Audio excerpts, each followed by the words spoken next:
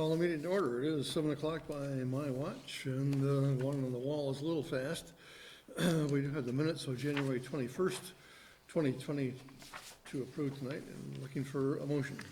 I'd move to approve the minutes of January 21, 2020 with any amendments or additions thereto. Second. Motion made and seconded, page 1. One very minor thing under Chittenden Water District report, second sentence reads the rate per 1,000 gallons. I would suggest it read the wholesale rate per 1,000 gallons.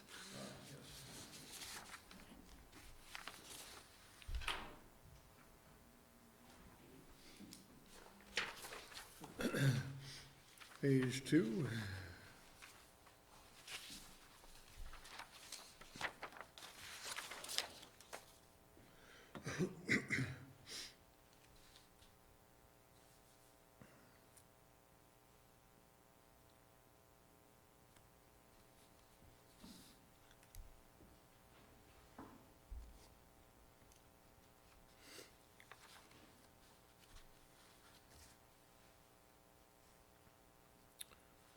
Page 3.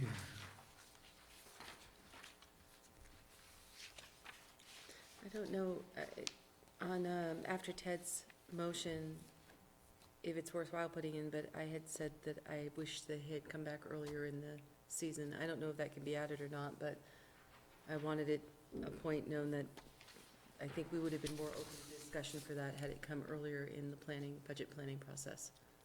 Yes. And I don't know if that's worth adding. I don't know how anybody else feels about it, but I wasn't against it per se. I was against doing it one at a time piecemeal like this. So you're asking to add that The suggestion was made to bring the plowing of the sidewalks. earlier in the budget process. Correct. Yeah. Is that, you guys all right with that? Yeah, good.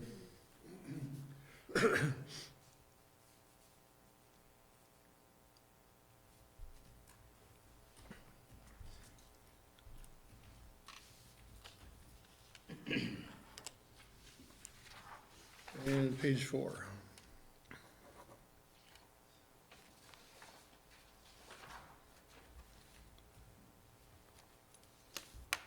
Hearing no other corrections, all those in favor of approving the minutes of January 21, 2020, say aye.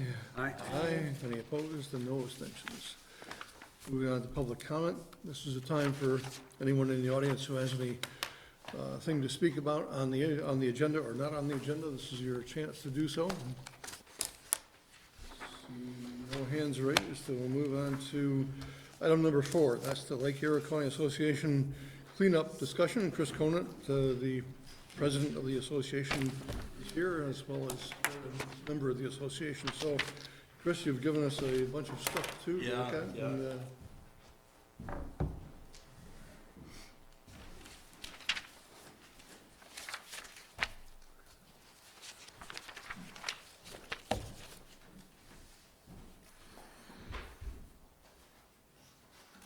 More, I know you all Thank you. don't need more. Wow, pretty, thank you. But there is a few items that got added to the.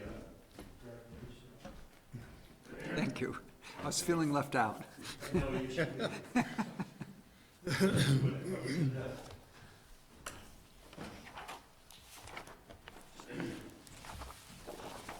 So this is kind of the same as what you received by email the other night. And I apologize to the manager's office to make sure that you realize that we do this in our volunteer days as you do, and so sometimes I just can't get enough hours in the day, so that's why it came to you late, and my apologies for that. So in this publication that is in front of you, this is basically a document that we have put together for public presentation in front of the select boards. I have copies in the audience for people that do want to have a copy. They're welcome to help themselves. But we're starting this process to basically go in front of the select boards prior to submitting our permit for the herbicide. I don't need to go into details, as I have in previous meetings with you, about how difficult we have this decision, and also how difficult we have the conditions of Lake Iroquois, because I think I've pretty much made that known to everybody. We are, Jeff Davis and I are on the Lake Iroquois Association board. Jeff also is on the Lake Iroquois Recreation District Board, so we're lucky to have him here tonight, but also to be able to work with us as he does as vice chair of LAA. In front of you, this document has 5 components. It has what our efforts are when combating milfoil, and this is basically a general approach that we've taken for this next year, which includes applying for a permit for the herbicide Procelacor with Department of Environmental Control, Conservation and Vermont Lakes and Ponds. Basically, it'll tell you about what milfoil is all about and what we're doing to mitigate those problems in Lake Iroquois with the association. And then it goes into definition of how Procelacor is used, and how safe it is, and what the costs are associated with Procelacor. And it doesn't give you a 5-year financial plan, but it gives you a 5-year management plan as part of our publication here. The 5-year financial plan is really going to be determined by whether or not we receive the DEC permit, or whether or not we get the state permit. And so that number's a moving target. Our general costs, for the audience's sake, are running about $1,300 an acre. We have almost 40 acres that we can use the herbicide in for each year, or 40% of the littoral zone of the lake. And so the state regulates that we only do 40% of the lake at one time. 40% of the lake also includes all of our mitigation process that we do. So that includes our diver-assisted suction harvesting. It includes our benthic barriers, the mats that we use in and around the beach and around the access, and also private applications of mats throughout the course of the lake also. So we have to be apprised of that. And so that's a permitted process.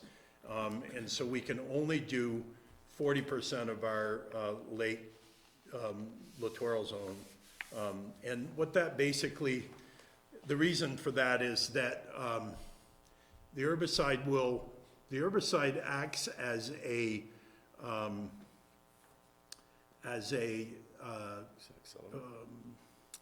accelerant, a growth accelerant, when it comes to the effects that it has on milfoil.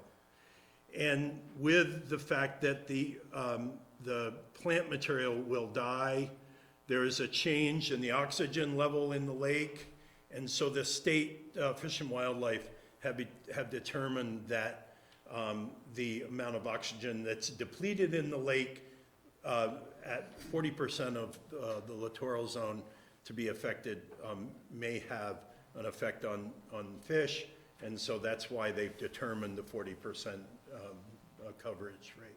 So that hopefully answers that question. We're looking at about a $60,000 application for one season, and that being, if we do move forward with this process during this next year, this next season, we're looking at approximately $60,000 just for the permitting and the application process, and any kind of work that we need to do as a board to be able to mitigate this, this process. So including, you know, delivering water to anyone requesting drinking water, or even signage and the various processes. So we're looking at about a $60,000 price tag just for this one first application. Our hope is that we would get approval for the application once we've submitted it. And the hope is that we would use herbicide for the first year and then use other methods that we have in our tool pouch in the second year, and then potentially use an herbicide for the third year, and depending on what the contractor that we hire will advise, depending on the density. There is a, if we can finish going through what I've given you for a presentation, it gives us our management plan, 5-year management plan. The third tab is a resource guide that we use that's put out by DEC and the state about how to control invasive plant material. The fourth tab is a letter from the state of Vermont Department of Health, Sarah Voss, supporting the use of the herbicide for the state. And it has been used in 4 lakes throughout Vermont during this 2019 season. And to be honest, they've seen great success. And we have correspondence with the 4 towns, with the 4 coordinators that share with us of the successes. And then the final piece of that is the Darren Freshwater Institute, RPI Institute, that does our plant survey.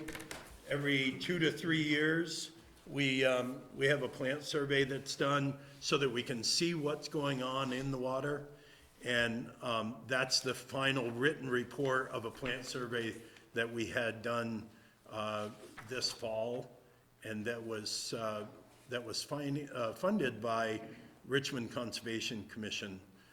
Has been gracious to fund this report. It's a very in-depth report. And the mapping on that report also shows the density of the water milfoil and how bad it is. And so we have included that map in this packet. So I saw on the agenda I have a 10-minute window, and you know me, I have a hard time with 10 minutes, so I'm gonna, is there anything that you wanted to share?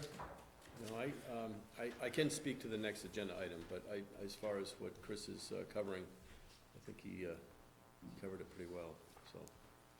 So, Any questions? questions? So, does the board have some questions for our guests? And before you start, this is the start of our second phase of our process. We will be now meeting with the remaining select boards in our 4-town community, and then we'll start a public forum, education forum with the public in each community during the course of the spring to share more and more information, and also to share concerns and questions. So this won't be the last time you'll see me. So on the funding, Williston is going to be giving, providing the budget passes, the money that you requested. But where does the total of 60,000 come from? Well, we've been fundraising for the last really 5 years for helping dealing with this process, both with the potential use of an herbicide, but also with the use of our suction harvesting. That is running about $6,000 an acre to do suction harvesting, and we've scheduled suction harvesting for this summer for a couple weeks. that could potentially be, you know, another $15,000 bill. We've done a lot of fundraising, but we've also done a lot of knocking on the municipalities' doors. Lake Iroquois is an amazing resource that we have. You've heard me speak of it for years. You know, it's really an amazing opportunity for us to protect it, and we have a lot of work to do. We've got a huge problem over there. I expect that we're gonna run into some difficulties in this process. It's not gonna, you know, be easy, but at the same time, we just can't let the lake die. And I really am, you know, I have I had 3 calls last week from people that were considering renting on the lake from Airbnb or summer rentals about the condition of the lake and how it affects swimming. And you know, I'm honest with them. I'm also honest to say that if we don't do something, we may be looking at property value changes, as we have seen in other lakes in the state that have had difficulties. So. Further questions from the board? The question I have is, I assume an application to use the new herbicide will be submitted. What's the timeline, and when do you hope? Or what are your thoughts for when the herbicide would actually be used? We're working on the application process now. We met with the state DEC a month ago, and we are working with a contractor, Solitude Lake Management, and we expect to submit an application within the next 30 days, hopefully, you know, depending on, you know, difficulties, but we could be utilizing, DEC has a 180-day turnaround time obligation.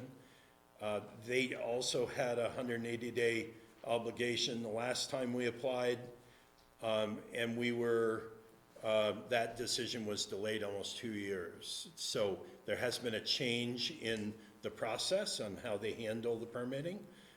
They're very clear to what our needs have to be to submit. We're working very hard with them. But we could be looking at a late summer application, depending on what the time frame allows. Okay. Doesn't mean that we have to also line up the contractors for DASH and for other mitigation. So doesn't mean that we may be not doing it this season.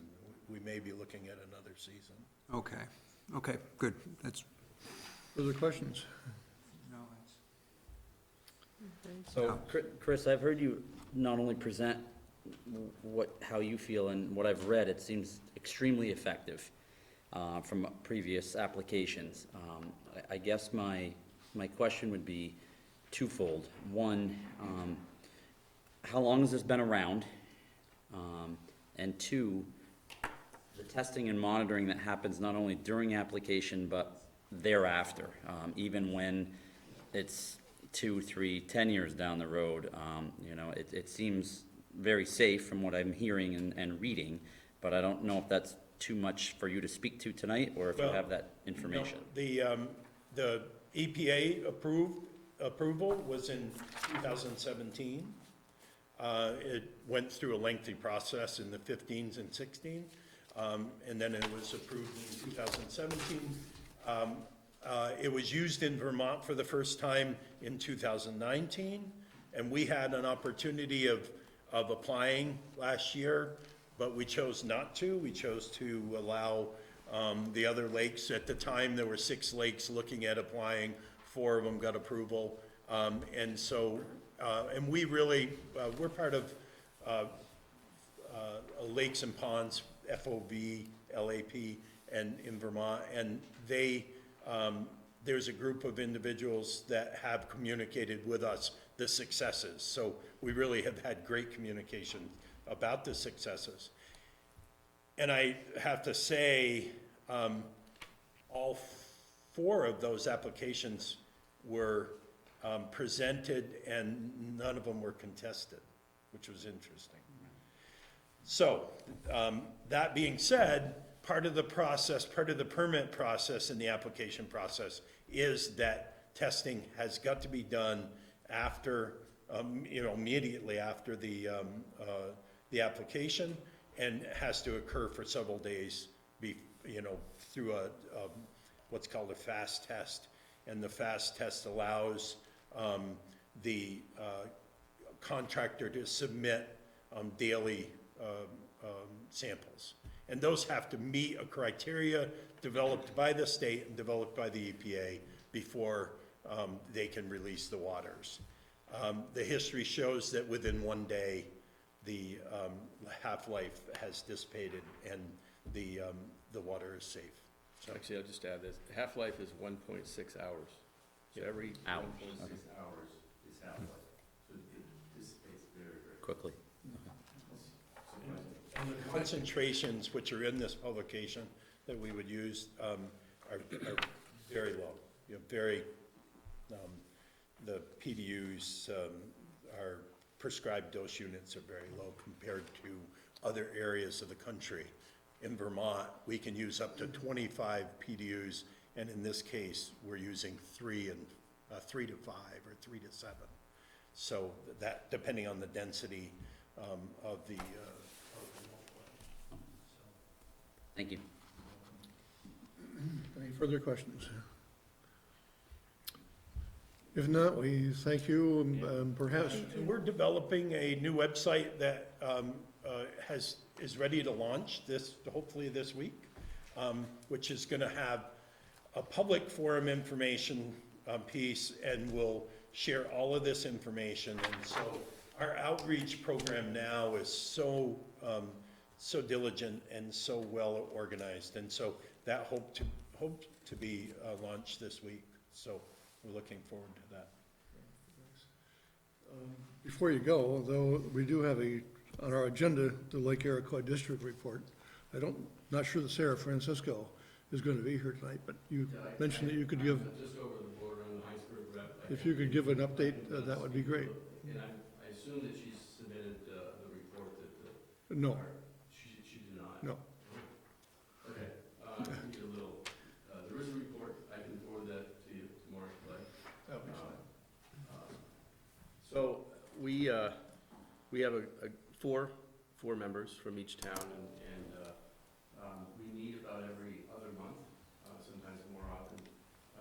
Fairly, it doesn't take long. We usually pay for bills, and we luckily still have Jim Johnson is running the beach program there and doing a fantastic job. We've also have hired him to run the wash station for us as part of the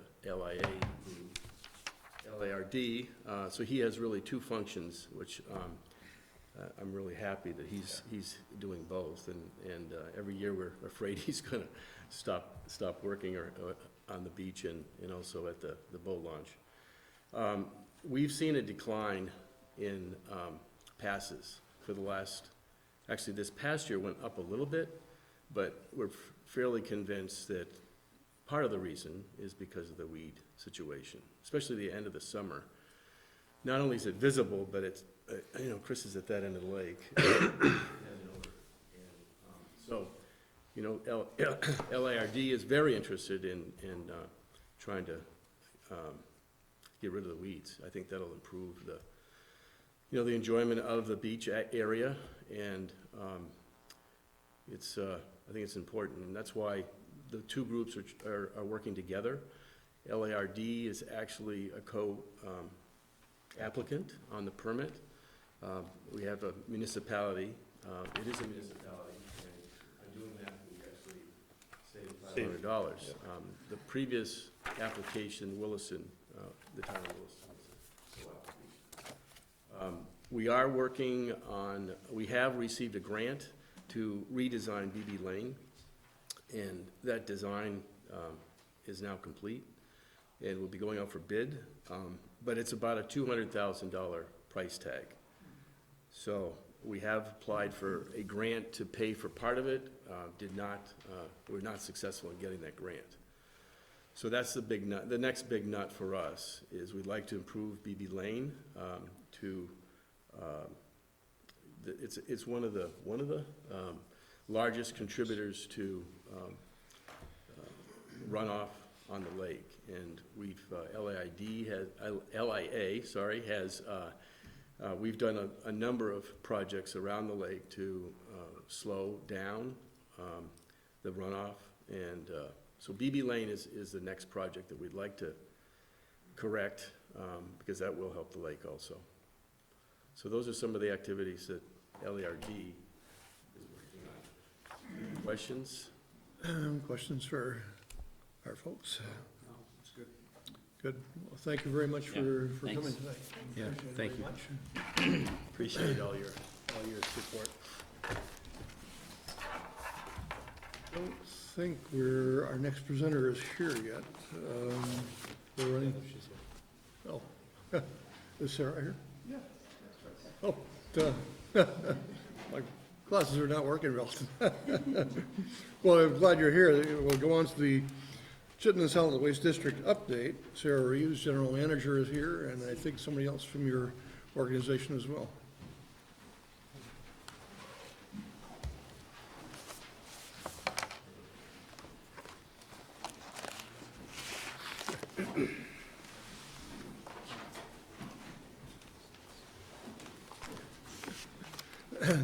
I presume this is Josh Tyler, I think, Mountain Lake. Yes. So good. So welcome, and we look forward to your report.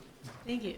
We also have Dan Goosen here, who runs our compost operation as well. So tonight we are going to, as promised, bring you an update on the infrastructure projects that we are working on here at the district. And, oh, great, thank you. And so we'll be talking specifically about the two large projects that we have going on. They're in discussions at the moment. So we have two that we're working on. One is, no surprise, with the organics diversion facility, formerly known as Green Mountain Compost, with our compost, and then materials recovery facility. Also should probably not be a surprise. We've talked about this before, but we are moving forward. We have a lot of things we can update you on, but the organics diversion or the composting facility is going along pretty well and pretty quickly, so we do want to bring that to you. So as a reminder for any people who are new to the two operations, the materials recovery facility, it has been around for about 26, 27 years here in Williston. It is what is known in the industry as a single stream recycling facility. That means you don't have to separate out your containers from your cardboard and your paper. You can put them all into one recycling bin or cart. And then it comes to our facility, and then we sort those things out into various saleable commodities. So what we're sorting out now are paper, cardboard, glass, plastic, aluminum, etc. And the other large operation that we run here in Williston is our organics diversion facility. And we have recently, over this past year, we began about a year ago, but this fiscal year, we did reduce our products that we were making. We used to make 10 to 12 different boutique products. We narrowed that down to 3. And that already has helped us as far as efficiencies and materials management, and has also helped on our costs that we are incurring by recording that cost. So this is a little small, and I do apologize. Basically, that should look pretty darn familiar to you. That is the industrial area, our zoning area.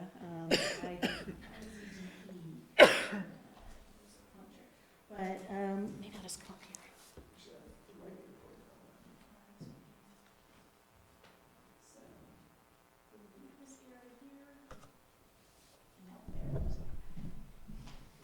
So those are the areas that we're currently operating in, and that are Zone 4 solid waste services.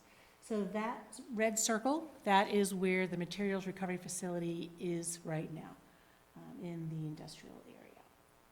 And that facility is we're processing about 45,000 tons of material each year. And it's been fairly steady over the past several years. That is the bird's eye view, the drone view of the materials recovery facility, and we're showing you that so that you can have a sense for how locked in we are and why we're looking at building a new facility. Even though the global marketplace has been in a bit of a downturn over the past couple of years, we still need to do something new. Again, this facility is very old. It cannot expand out. We are at just about the end of the road there, and we can't go out, and you don't ever want to go up. We are a fully manual processor. The one bit of, well, there are two bits of technology. We have one, a magnet. So very old technology, but we do have a magnet, and then we have our glass cleanup system. So that is the newest component of that system. Otherwise, everything is sorted by hand. And in order to compete in today's and tomorrow's and the near future's world, you have to have technology. And we are very, very far behind. We're about 10 to 15 years behind as far as the technology. So that's kind of our current footprint. We do own that building, and we own the guts of the building, and we have Casella operated for us. And that is the building we'd be looking to replace. That location is our compost area, and you're very familiar with that. And that's off Redmond Road. And it's a little bit more of a zoomed in. So that is the area that we're looking to improve. And generally, if you were to build from scratch, you would want to build a compost facility like you'd want to build a MRF in a rectangle. You want to start at one end and process all the way through and end up at the other end.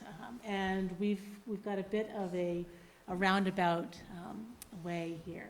So it's not ideal, and we know that with July 1 coming, we are now at the end of the Act 148 deadline. So with July 1, landfill ban will be in effect for food scraps. So we have already been seeing an increase in the amount of food scraps steadily over the past 4 or 5 years as people have become more aware of the need to divert and as the businesses continue to be diverting. So we've known for quite some time, and we've been working on how to address this for quite some time. And we are getting to the point where this month we'll be bringing to our board staff's recommendations for how to improve the efficiency of that layout and how to be able to accommodate another increase that we expect in food scraps. So where we're working with is in kind of the upper portion, kind of looks like maybe an amoeba up in the upper right-hand part. That's the area that we're focusing on as far as our improvements. And we did receive a grant from the A&R last year to do construction, and it's for construction and equipment. So we are going to be using all of that grant to be able to do the work that we need to do. And Josh and Daniel can fill in any blanks as well.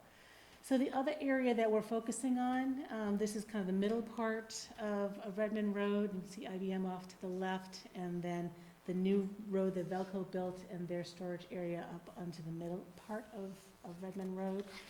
And that's the area we're looking at. I think I came to you almost a year ago and talked to you about our MRF siting process and our criteria. And at that time, we were going to go to our board and say, we need to look throughout Chittenden County, and we did that. Josh and Jen Holliday did that and identified about 45 or so potential sites throughout Chittenden County. And we had some tiers of criteria, and we moved all the properties through the criteria, and then came down to about 8 that we wanted to investigate further. And we narrowed that further down to about 4 or 5. And we're further landing on about 2. So because we're in Williston, we wanted to talk to you about the one that is in Williston. So that is part of the property we own on Redmond Road. And that is, how many acres is that, Joshua? That's roughly 18 acres About there. 18, okay. It's circled.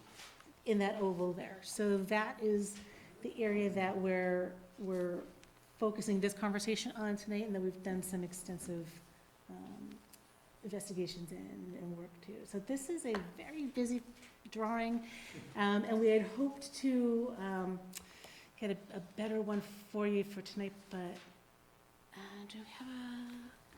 Try the side. I'm also free to turn it off. Yeah, I don't want to turn it. So to orient you, along the very long left side is the road.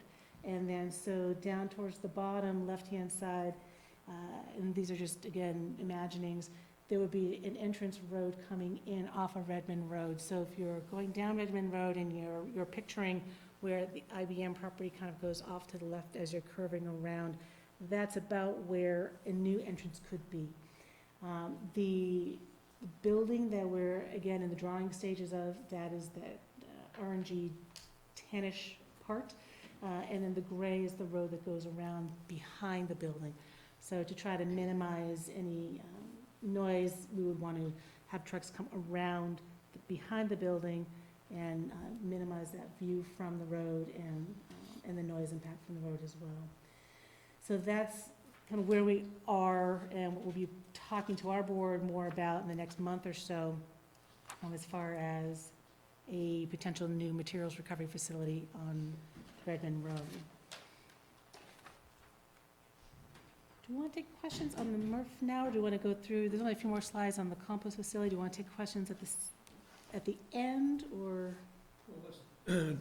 Take some questions now on the MRF part of it. You said 18 acres? Will be, So the circled red was 18, but we're not going to utilize 18. Right. It's, My question has to do with, does it have to be, it looks like, I mean, it's hard to tell, but it looks like it's right up against Redmond Road, the development here. And my question is it possible to push it off of Redmond Road? yeah. Actually, I'm a better pointer too, so. yeah, but Yeah. Oh, okay. Shoot, well, I just want to bring you guys back to this. So see how that's circled right there? We're really talking about this area in here, and we've pushed it as far back off this road to alleviate any impacts on the road here. We've also, there's a significant, there's an elevation increase off the back here, so that's why we're kind of tucking it into the back of the hill to minimize any noise. That's where we're bringing the cars back. So we've actually already, that was one of the design criteria, is to get it as far off the road as possible so that we could put as big of a buffer in between us and the road as possible, and also get it towards the hill slope behind us so that we can mitigate any sound as much as we could with our design. Is that what you were? Well, I mean, yes, but I'm not trying to be negative, it's just my observation is that you weren't able to get it off the road much at all in this site. Well, that's our property, we're up against our property line. Okay, but, you know, what you're telling me is the physical limitation of this site prevents you from getting it off the road much. Is that correct? How many feet would you say we are off the road? And Well, I'm looking at the gray area, and it looks like it's, you know, pretty close to the road. So, Josh, you explain what Redmond Road, that's Redmond Road. Right, and so we've got our setback requirements to our facility. Well, I don't doubt you have your setbacks. Yeah, so I guess that's, that we put up our tree buffering, and then we wanted to accommodate as much room in that area as we could for tours and school buses to come through. So, So what's the footage from the road to the gray area, I guess is my question. gray area, 50 feet roughly, 50 to 100 feet, depending on where you are at. I mean, it just, I don't know what the scale of that map is. Right. Well, and it's a preliminary drawing, so this is one of multiple iterations, and this is scaled out to exceed capacity for parking requirements. And this is one of 7 versions we got to this point, but I guess your concern is having the parking too close to the road, or you're talking about the actual operations too close to the road? Or just too close to the road in general? You had mentioned 18 acres, and I'm like, okay, you've got a big piece of land, but then when I look at what you're putting up here, you know, all indications is you don't have a lot of, or usable land, and that's what I'm getting at. And my other question would be is, it sounds like you have 2 sites that you're considering. When you're evaluating the two sites, will the, kind of the impact on the community in terms of things like aesthetics or traffic, will that be part of what goes into your consideration for which site, for lack of better words, maybe it's not the best word, but wins and which one doesn't? Yeah, it was part of our siting criteria when we originally started, is we wanted to be as far away, we had, off the top of my head, I can't remember what it was, but we had a certain distance we wanted to be away from any residential housing. We wanted to make sure that the roads that we were using were larger than a residential road, which this is. We wanted access to freeway entrances and exits. And we also wanted a proximity to our existing MRF, because our existing MRF is relatively embedded in the density of Chittenden County, which then brings the truck route traffic. They don't have to travel as far. One of the places we looked at was up in Milton, but when we did the analysis, because, you know, really the population density is towards South Burlington, Williston in the county, if we were forcing people, forcing haulers to go up to Milton, that would have cost more money, you know, just to drive away from the population density, which then would have been passed on to our community members.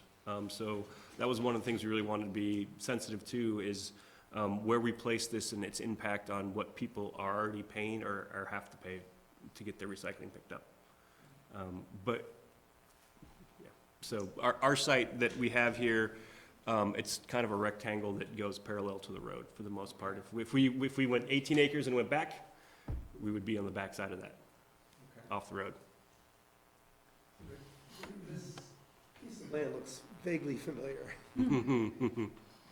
Is at least part of this the same part of land that the town looked at to build its highway garage? Yep, Yes. it is. That's what I thought. And one of the reasons we didn't locate there was because the soils, they're quite wet. And if you're putting a building on wet soils, you have to truck that soil out and bring in soils that you can sustain a structure on it. So I assume that's been part of the equation. That was, we did both a wetland surveys and a survey and a soils analysis on both the sites that we're interested in. Both passed straight face test. There are some historic drainages in there that were agricultural drainages, and they were in terrible shape. So we got permission from A&R to clean them up, which actually drained the site a lot better. So. And traffic impacts? Traffic impact. So as far as the impact research we've done to this point, our hours of operation would be roughly 6 to 4. So the way that recycling traffic works is they come in early, it's roughly 6 to 6:30, so that they can get out and beat the morning rush for traffic. And then on purpose, we end our day by 4, so that means receiving material ends at 3:30 and everybody on site is out by 4. And that's so we don't disrupt the PM peak trips with the impacts from traffic here. So we roughly estimate around 55 to 57 trips a day. But again, that's with an early morning kind of wave. They typically come back between 11 o'clock and 12-ish to come back in, because the trucks will bring their recycling to us, go back out, load up, bring the recycling back. If they can get back in around 3, they do. If they don't, then they just hold their material to start in the morning again. It's a pretty predictable pattern. Okay, and I think part of your point is that will not interfere with the traffic patterns that use the IBM facility. That's all the studying we have looked at indicates it won't impact that, because we will be out of both the morning peak commute and we will be closed by the evening peak commute. And then I might have misunderstood, you mentioned truck traffic and wanting to be close to the existing facility. Is the existing facility going to remain No, it was just kind of a benchmark. This is kind of the baseline operation of what is happening currently, and we use the judge against that. And it does have good access to freeway exits and entrances. And that's also, that's important for our commodity sales, to get trucks back on the road quickly, because we do send material out as well. So you feel this site has good access to the interstate? Yes, compared to some of the sites we looked at, yes. Oh, yeah. There's not a lot of industrial zoned area open in Chittenden County. Have you considered expansion in the future? Because, I mean, you were talking about the MRF being Yep. pushed up against the property line. It looks like this is already built out to where you could possibly build anyway. So we worked in roughly 57,000 square feet, which is about 20,000 more than we have existing, which will meet our needs now for probably the next 10 years. There's another 18,000 square feet on that, and if I had a pointer, I think this might be, there we go, okay, Yeah. the pointer works. All right, so this section right here is about 10,000 square feet, and this is about 7,000 square feet here, and these are built into the design of the structure as well, so it's not, you know, redesigning the entire building. It is designed to have these expansion areas put in the event that we need to put another conveyor line on or need to add more technology like optical sorting, or hopefully this works out, but, you know, robotic arms instead of people for sorting. So what's the life expectancy in terms of capacity of this facility? So we're currently at about 45, 46,000. We're aiming to peak at about 60,000 tons a year. And that kind of, there's twofold to look at that. You can design your system for how many tons an hour can go through or how many tons a year you can get out of it. So we're increasing both our capacity of tons per hour and the ability to process tons on a yearly basis. And we did that by, we tripled the size of our receiving floor, which allows you to take more material. It allows you to buffer larger waves of trucks coming in. It also allows you, in the event that something, heaven forbid, happened that you have to shut down, you can still receive material and fix whatever's broken. We've also added in roughly 2.5 times the amount of storage for once the material is processed and then baled. So that allows also to ride out, you know, maybe blips in the market, or if you're contracting to sell your commodities and it's towards the end of a quarter, it gives you the ability to hang on to it a little longer and then start the next quarter at a better price. So it gives us kind of that ability to have that buffer in between in processing.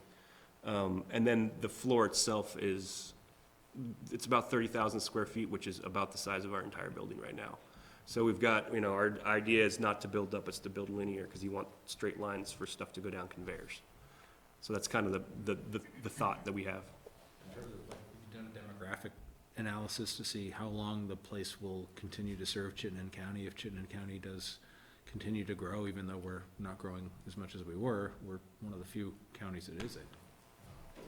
Is there a demographic prediction for how long this thing will last if the population grows? Yeah, this is more than adequate to certainly continue to serve the needs of Chittenden County. You know, again, we've only seen moderate growth over the past 20 years. Well, moderate, we started out about 26,000, we were out about 45,000. So I think we are, and that's also just on one shift, you know, we're not anticipating any shifts. But we do have the ability with, as Josh said, the larger receiving floor, the larger storage area. If for some reason we had to double our throughput, which, again, that would mean taking all of Vermont's material, and we are not looking to take all of Vermont's material by any stretch of the imagination. We'd have to do it over 2 shifts. So we're still looking to do 1 shift, as Josh mentioned, the hours that we mentioned. And this, being able to accept up to 60,000 tons annually, that's plenty of capacity. So if I heard correctly, material will be coming from out of the county to use this facility, which I suspect it already is. It is now, where that will depend largely on the haulers, on what is most convenient for them. It will also depend on the pricing. You know, we don't have to make a profit, we just have to cover our costs and pay our bills and pay our capital costs. So we price accordingly. You know, other MRFs are privately run, so they do what they need to do as well. We wouldn't be necessarily seeking extra material. Our primary concern is to serve the residents of Chittenden County. That's our mission. This is, well, doesn't affect this at all. Does haulers in Vermont have to, in Chittenden County, have to use this facility? No, okay, they could go wherever they want. They Okay. can. And it sounds like, just to make sure I got the numbers right, the existing facility is about 40 tons per day, and this one you're expecting up to 60? No, it's about 45,000 tons per year. 45,000 per year, which will be 60,000 per We year. built for that. We wouldn't expect to be receiving that amount day one. We would expect to receive the same that we do. That would be its capacity, or it's some nominal, okay, okay. Any further questions regarding the order? One, that's fine, go ahead. But we can come back to it too. Yes. Over to compost, and again, that's just the area that we're talking about. And another delightfully easy to understand drawing. So Josh, why don't Yeah. I'll. I got the pointer now. You got the pointer now? Okay, so Josh, you can just describe what we're doing here. So this, really what we're doing is expanding our curing area, and we're really building out a little bit of our blending. As Sarah said, we generate 3 products: garden mix, topsoil, and compost, and our loading area. So our existing curing area is right in this zone here, which is the flat kind of white area. We're looking to expand it out a little bit farther over to here, which is hard to see.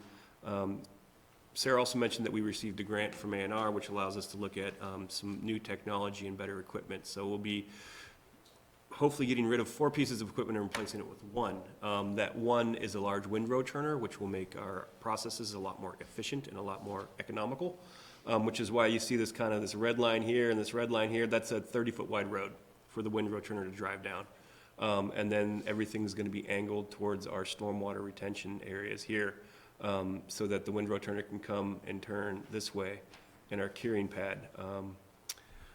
The way that we've optimized our new process allows us to get material through a little quicker. It also keeps us from handling it more than one time on our receiving end of it.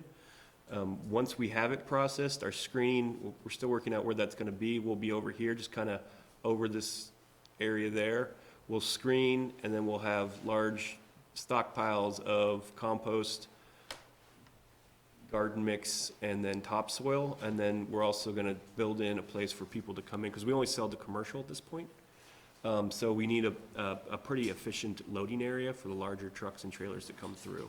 So this is really, this build out here is to optimize our current operation, to kind of shift what we have done historically and learned from, and move us to a kind of a best management and a more economically sustainable model. So that's really what this is right here. And then we're building a pretty robust stormwater retention, just because we don't want water coming across the spots where we work. So this is the curing aspect. The actual composting, which happens in the other part of the site, will remain the same? I mean, for the most part, yes. So let's see if we can find, oop, that's the wrong direction. Here. So our receiving, this is where leaf and yard waste are received. Everything that comes in that's an organic waste comes across our scale that's right here. And then it'll go around to our phase 1 area. We've got 6 bays in phase 1. And that's where we mix in our, pretty much our carbon, our organics, and then we put chips in for both carbon and structure for aeration. We leave it there for our permitted amount of time, plus a little more, so that we meet our time and temperature requirements and reduce all our vector attraction and our pathogen kills. What we're changing here is that we used to, or we are currently, until we can change our curing area, we take everything that's in here, and there's, like I said, 6 bays, so it's 1 bay at a time. We bring it out to this concrete pad, and then we put water on it, and then we put it in the phase 2, and it stays in phase 2 for roughly 3 weeks. And then we pull from phase 2, we screen here, and then we bring it back for curing. But for efficiency purposes, what we're shifting towards is to receive here, and then once it's done in phase 1, once we meet our time and temperature requirements by permit, we will then take a dump truck and bring it back into this curing area. And the windrow turner allows us to do what would take us 3 weeks, roughly 8 hours. So that's the efficiencies we're seeing in that. And again, this process, we're not handling it more than, the one time. That's the current design that we're looking at. So no infrastructure changes here, just the process change. Questions regarding this facility. So do you expect the volume that comes through this facility to increase due to 148 and also due to, you now have more capacity, it sounds like? So we've been seeing it increase, as we said, steadily over the past few years. We do think that it will continue to increase. We don't foresee an explosion. We're seeing a lot of people are looking for alternatives now that there's a lot more awareness of what's coming in a few months. We are seeing an increase in the need for backyard composters. We continue to sell a lot of bins and do a lot of workshops. We are also seeing more smaller kind of niche haulers popping up, kind of boutique haulers who are just doing food scraps. So people are looking at their collection options as well. So we don't think we're going to be inundated, but we do recognize that there is a need to certainly become more efficient. And by making the curing area more efficient, and just the nature of the window turning will be much more efficient, we'll be able to make the compost products that much more quickly, to be able to get them out to market that much more quickly. So the quicker we can literally turn these things over, no pun intended, and get them out the door, we'll have more room to continue to do the process. So, as Josh said, it's not just saving a few hours, it's saving weeks, which is critical when you're needing to get this material matured so you can get it out to market. And we've built in some expansion area on this site here. So this section here is our, projected expansion area for the next 5 to 8 years, just in the event that we start receiving a lot more material. We've seen a steady increase, so we've definitely taken that into account. So, two relatively major facilities on one relatively small road. Will it be able to handle the traffic? It was originally designed for the landfill at the end of the road and the transfer station that proceeded past it. So it is a road that isn't posted in the winter. We don't recommend people drive up and down it with heavy equipment in the winter, or in the shoulder months. So it is a robust road that was designed for transfer trucks and haul trucks to come up and down it. Looking at that, we will be routing people, especially our commodities trucks that come out of the MRF in the event we actually put the MRF there, with the recycling facility. We will send them towards the Mountain View intersection and not up, North Williston Road. Okay.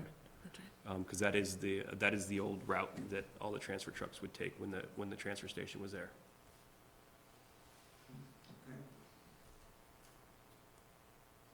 Further questions? Lots of things. There'll be a bond vote in the near future?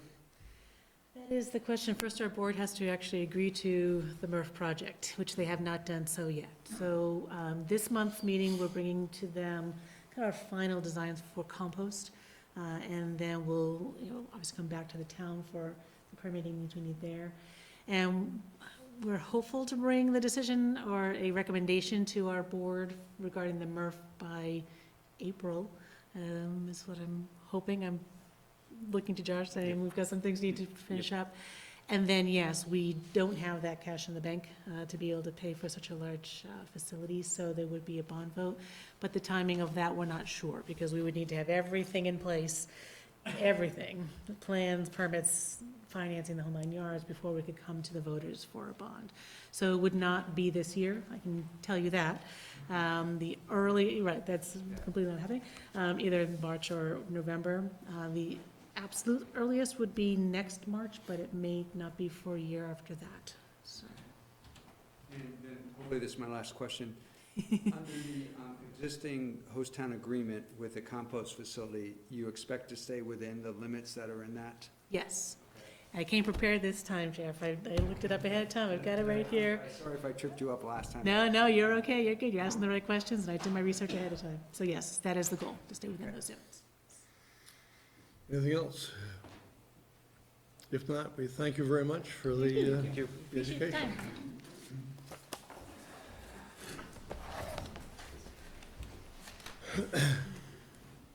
So we'll move on to item number 7. That's the noise control ordinance amendment.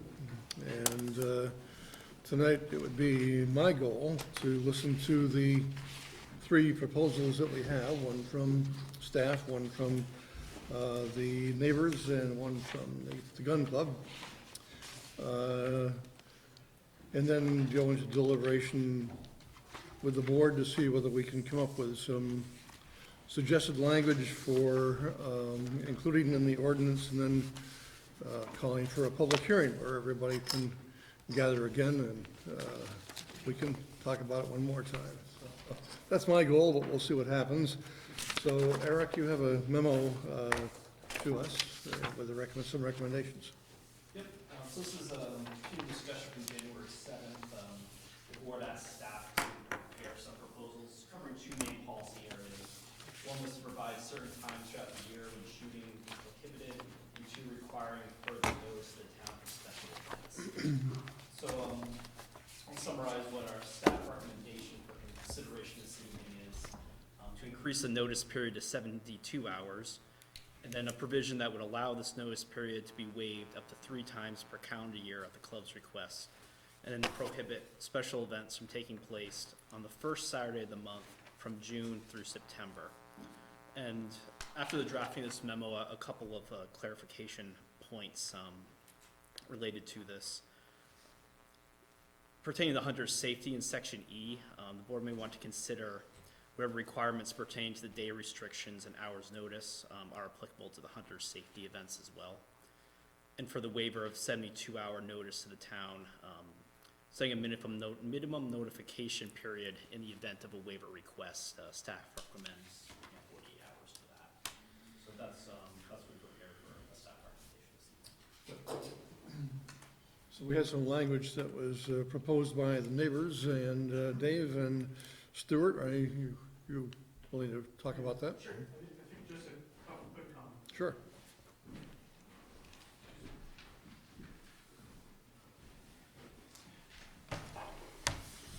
Want to go? Sure, I'll start. So we discussed last time the fact that the guidance that was provided by the Supreme Court was talking about maintaining the same discharge level as existed when the statute came into force, May 22nd, 2006. And so we tried to make some very minor language changes to reflect that it's not a cut and dried situation, and that we should think of the goal here as to maintain the minimum level that the Supreme Court said was appropriate for the town to limit it to, and then provide as guidelines what would be considered, generally speaking, within that. And so we had put some bracketed language in there for, whatever the Saturday issue was that you all decided was appropriate and so forth. And I know there are folks with some strong feelings about that on the neighbor side over here.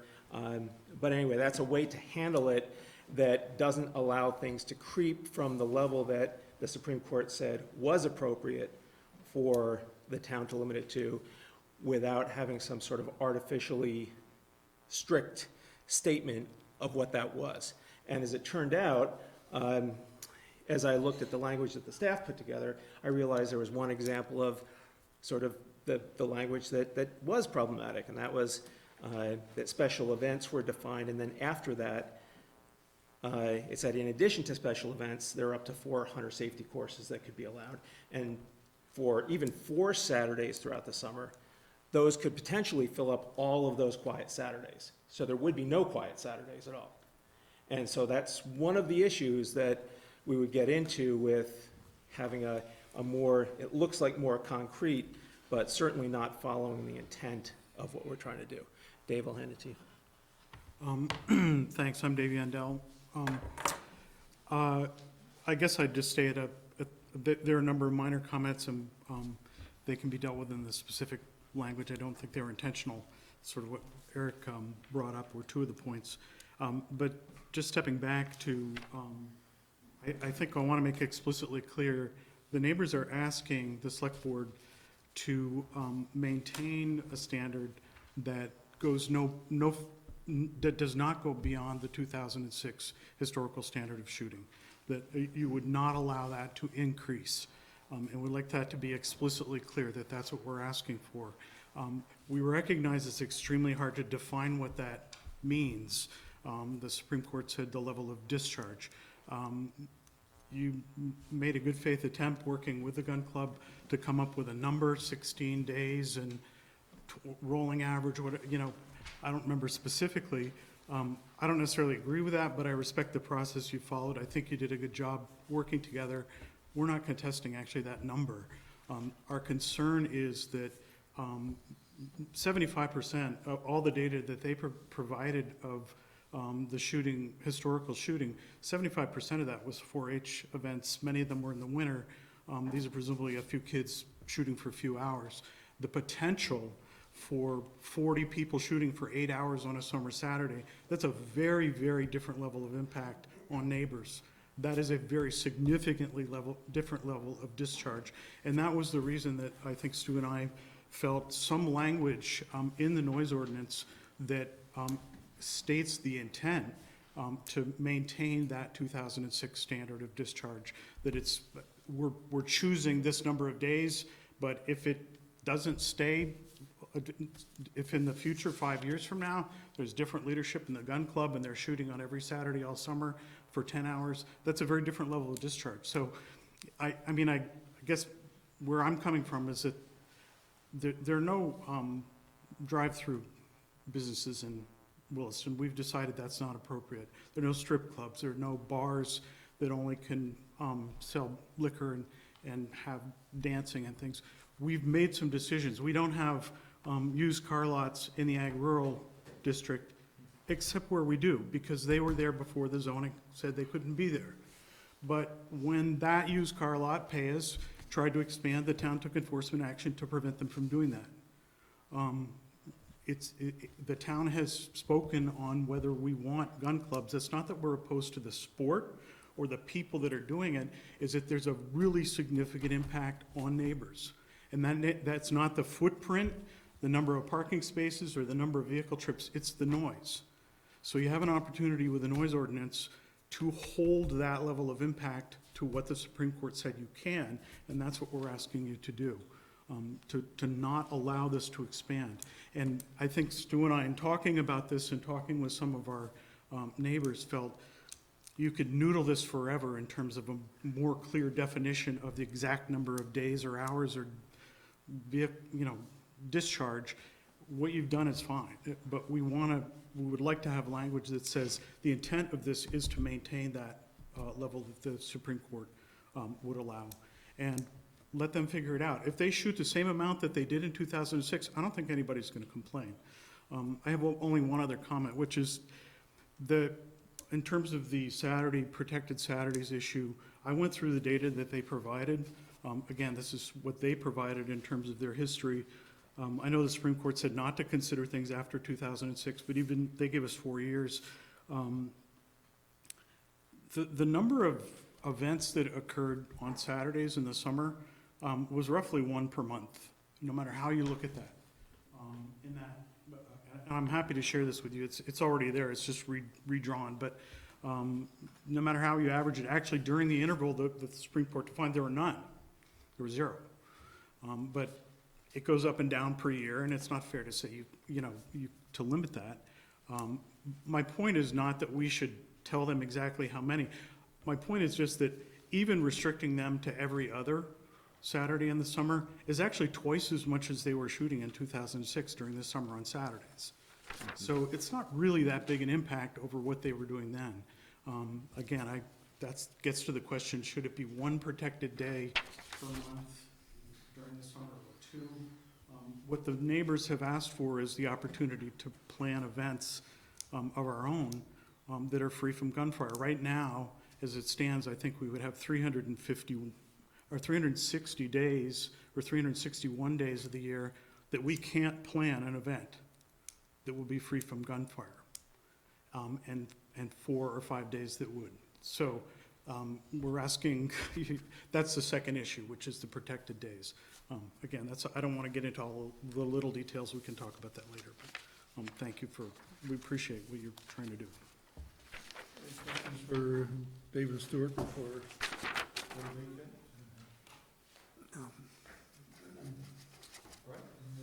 Thank you very much. Thanks very much. Thank you. Thank you. Bob Adi, the president of the Sportsman's Club, you have a proposal for us as well.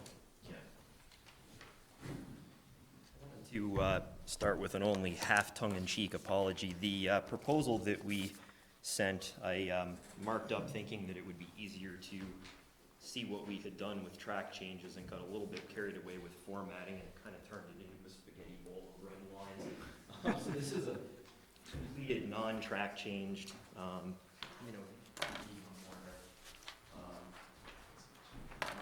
change. There's also one clarification in here that I will let you get to.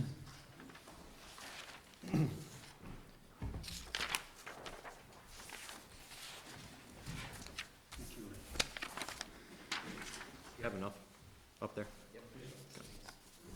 I'll steal one back from the audience if you need it. So I wanted to just kind of start with an observation, and this may actually speak a little bit to what Mr. Yandel said with respect to the level of activity at the club.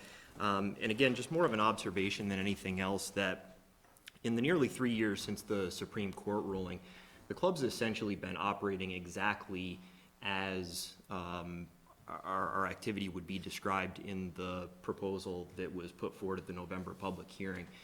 That's not an argument to revert specifically back to that. But, you know, we've opened regularly on our Wednesday and Sunday schedule. We've hosted special events on Saturdays, weekdays. We've hosted Hunter Ed events, things like that. Excuse me. And we've provided the same notice of those events that we always had. We've scheduled those on whatever days and with whatever frequency and density the demand for use of the club has dictated. And throughout our many discussions with the select board and staff during the amendment process, we repeatedly asked if there had been any complaints about the club's activity during that time. And no specific complaints were disclosed when we asked that question. So it's a little hard to reconcile that with, you know, putting the amendment that essentially describes that activity very closely, if not exactly, in front of the public, and all of a sudden the description of that activity is unacceptable. I don't understand this irony. Maybe it means nothing more than that we're not as far off as we think we are here, but did want to just point that out. I'll dip a little bit more into our actual proposal tonight. I'll kind of cover each sub-proposal, so to speak, here. I'm going to take them a little bit out of order. I did just want to say a little bit more about the 96 hours notice. You likely noticed that we did include that in our proposal with a small caveat that isn't all that different than what staff proposed here. And all we're really getting at is that when the club has 96 hours of notice of a special event, we're happy to provide that 96 hours notice of the special event. That does, however, open a little bit more of a window where, at least in theory and occasionally likely in practice, we could get a request for a special event inside of that 96 hours, which was the reason for some of the language that we used, indicating that, you know, we will endeavor to provide the 96 hours notice, but on the occasional short notice event, we would still provide at least the 48. Whether we accomplish that flexibility through our wording or wording more similar to what staff had provided isn't terribly important to us. As I go through each of these, like I say, sub-proposals, you know, certainly stop me if you have any questions about any of them. As for the Saturday special events, so the discussions in the last two meetings seem to emphasize a desire for some certainty in when the club will, or maybe more accurately, will not be hosting special events, particularly in the summer months. These discussions seem to evolve towards protecting one Saturday per month, and reflecting on those conversations, we've essentially proposed just that. So we've included that provision in our proposal that the first Saturday of each of the summer months be quote-unquote off limits for our special events. For the purposes of submission of the proposal, we defined the summer months as June, July, August. We could just as easily define that differently, whether you're a fan of the astronomical definition of summer from June 20th through September 22nd. Again, not important, but just figuring out what that time frame is that we want to protect.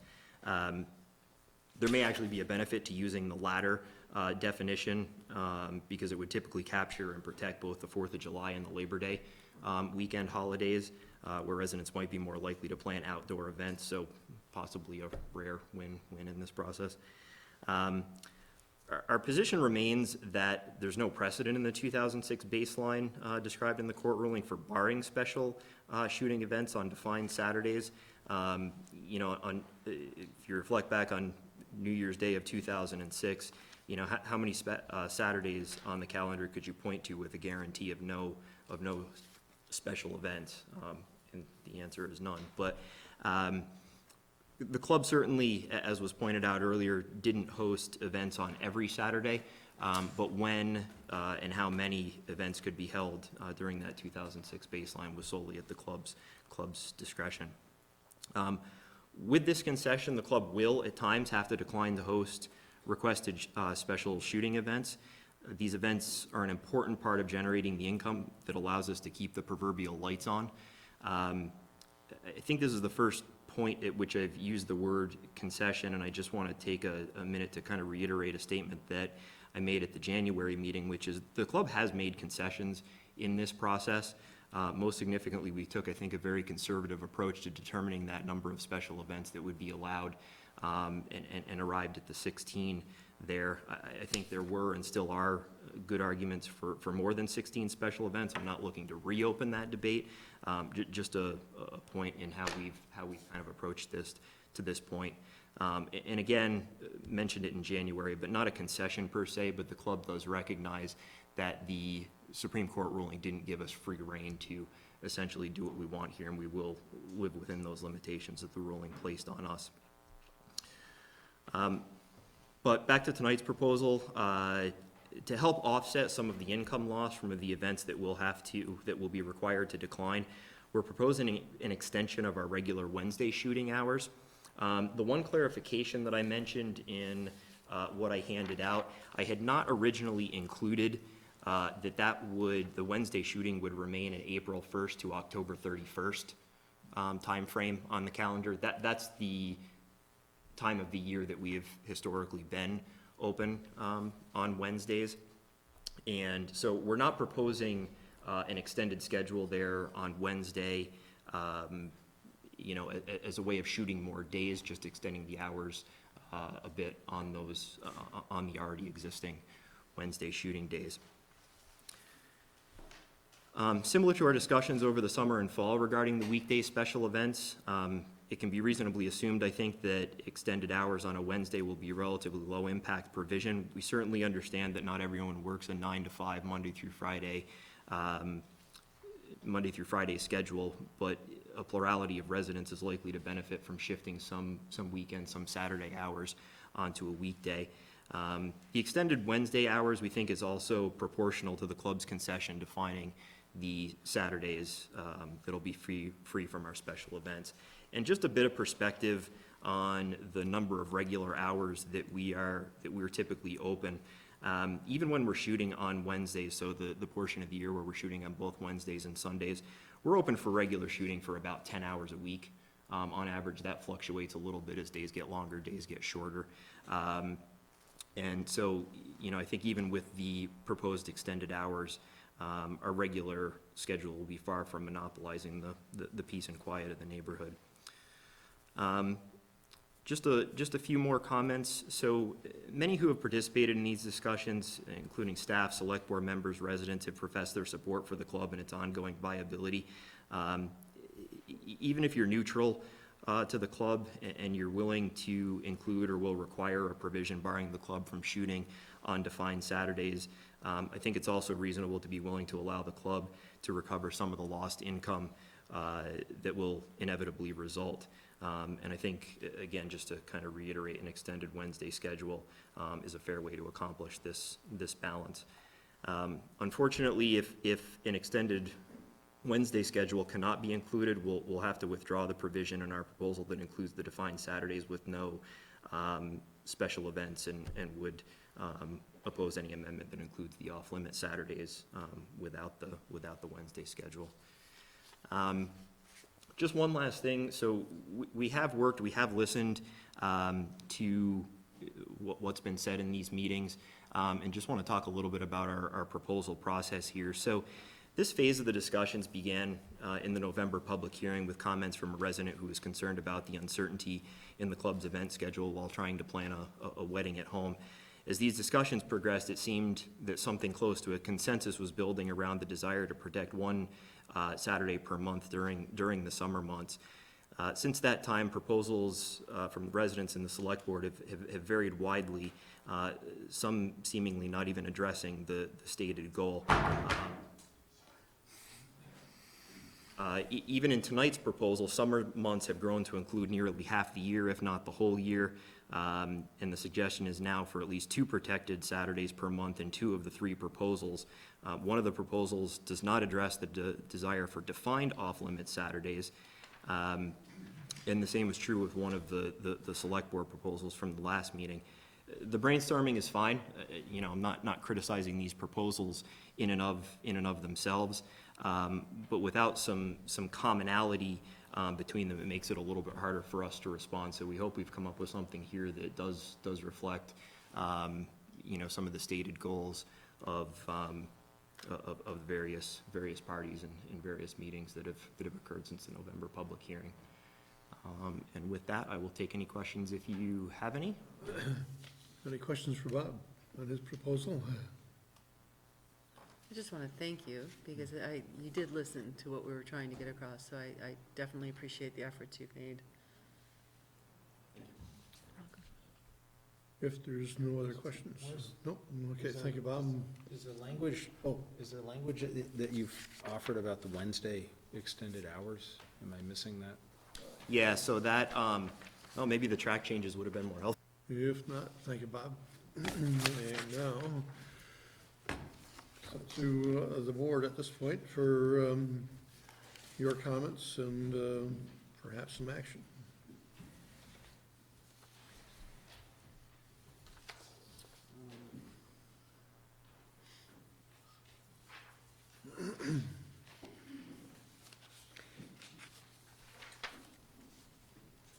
I feel like the proposed language from the gun club certainly addressed the gap that we had when we were making our first decisions. I mean, it guarantees that free weekend. So what's anyways, I don't necessarily have a problem with the extended hours unless somebody else has some reason for why on Wednesdays. One of the questions that came up was under item number E, in addition to the special events, the hunter safety courses, could those be scheduled on a protected Saturday? I thought the way this was reading was that in no event could anything be scheduled on that protected. I actually read it that only applies to the special events, and the hunter safety courses are in addition to the special events. Yes. So the hours right now on Wednesday are from 4 to dusk, 4 p.m. to dusk? Yeah. And the request is that would change to noon to dusk?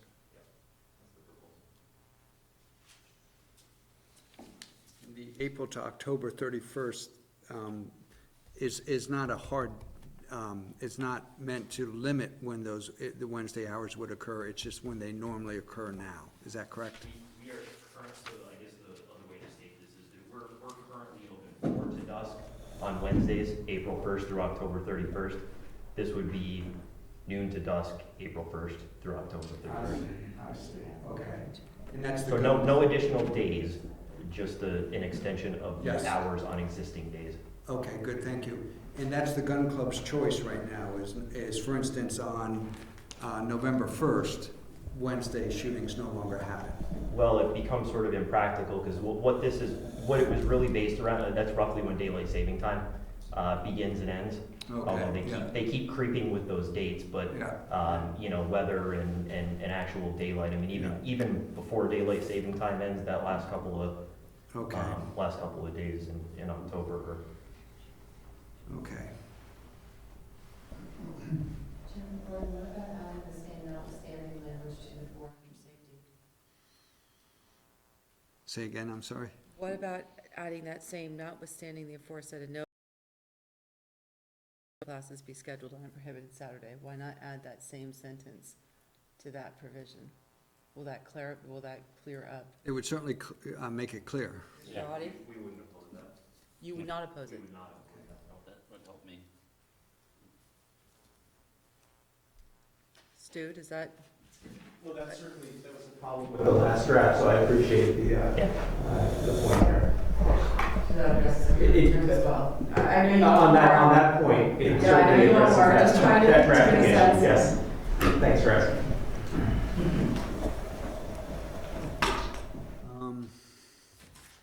Well, I guess I might as well get the tough one for me.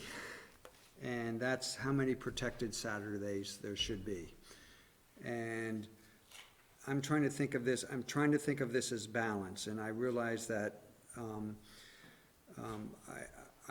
I don't live next to the gun club, so I don't necessarily understand it from the residents' standpoint, and I'm not a gun club member or part of their board, so I don't understand it from their standpoint either. But the best I can balance is 2 protected Saturdays would equally protect both. It would slightly favor the gun club because there are months with 3 Saturdays in them. But, I mean, to me, that's more the balance that feels right to me. It may not feel right to others. I feel like we're going convention what the court rules. I'm sorry? I feel like we're going somewhat against what the court rules. Well, we still have the 16 plus 4 in addition to the Wednesdays and Sundays. It's just further adding specificity, sorry, it's a word I cannot say. Specificity. Easy for you to say. To when people can plan, residents can plan to have, excuse my language, I don't have a better word for it, noise-free Saturdays.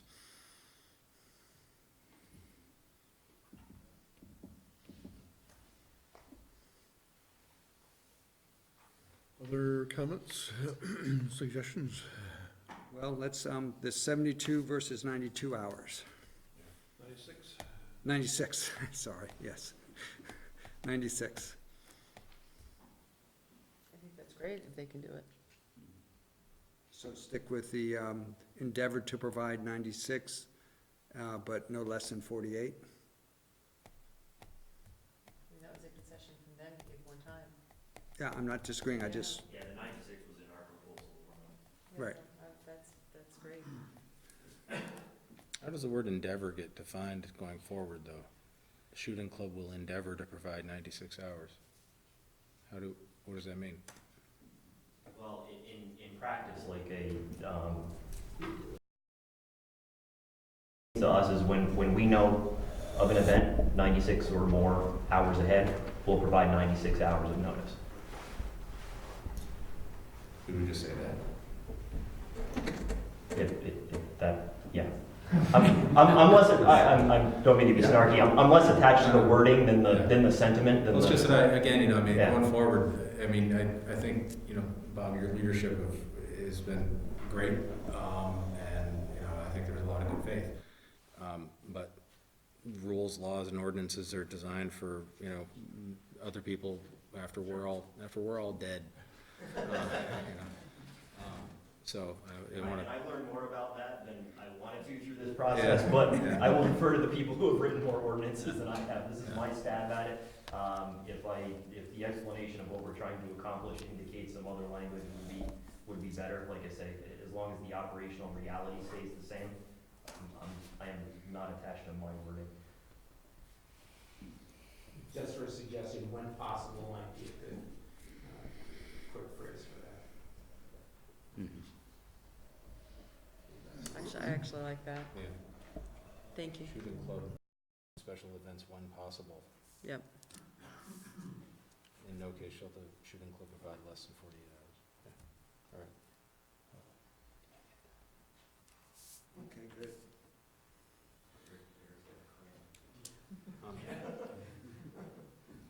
good. Luckily, he's got the video.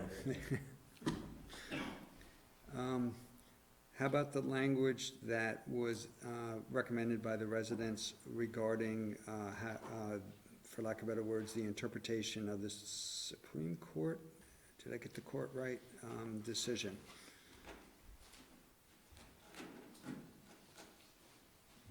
I actually just think it's murky, so I don't like it.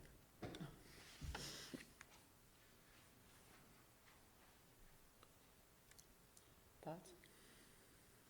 Ted? Was there actual language proposed? We did. The level of discharge shall be limited to the May 2006 baseline set forth, recognize the difficulty in determining, and I just thought it was all murky. And then it did track the language of what the Supreme Court used. So we've got the language from the Supreme Court basically defining as best it can what that means. Staff did not recommend that because it's small anyway, so we just didn't feel the need to include the wording.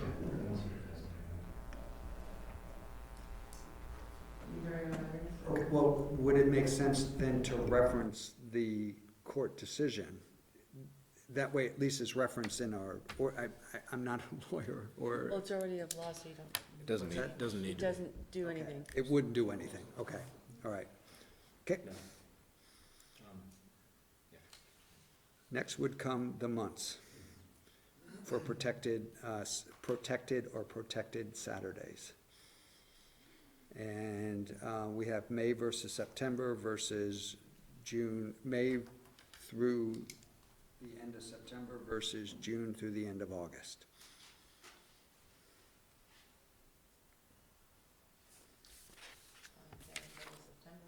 I'm sorry? I'm more of a fan of May to September.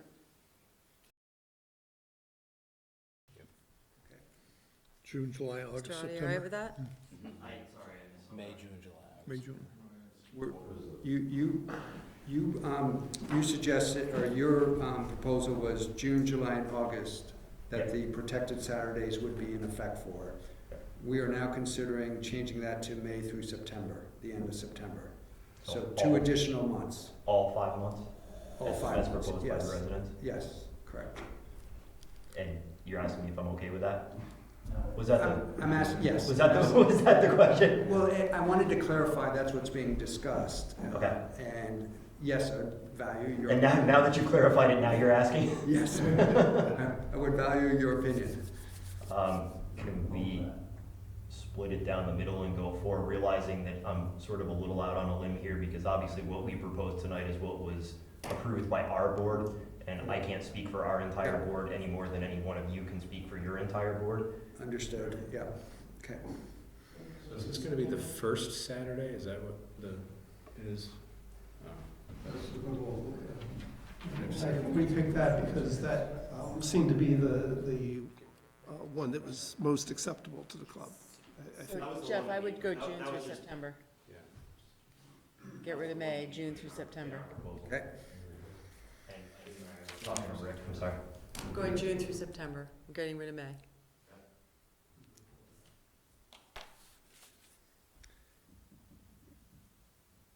And I just heard, Like I say, we'll have to discuss that on our end. I'm a little bit out on a limb here, beyond what we had specifically discussed. okay, but it sounds like the select board is willing to go through June, September.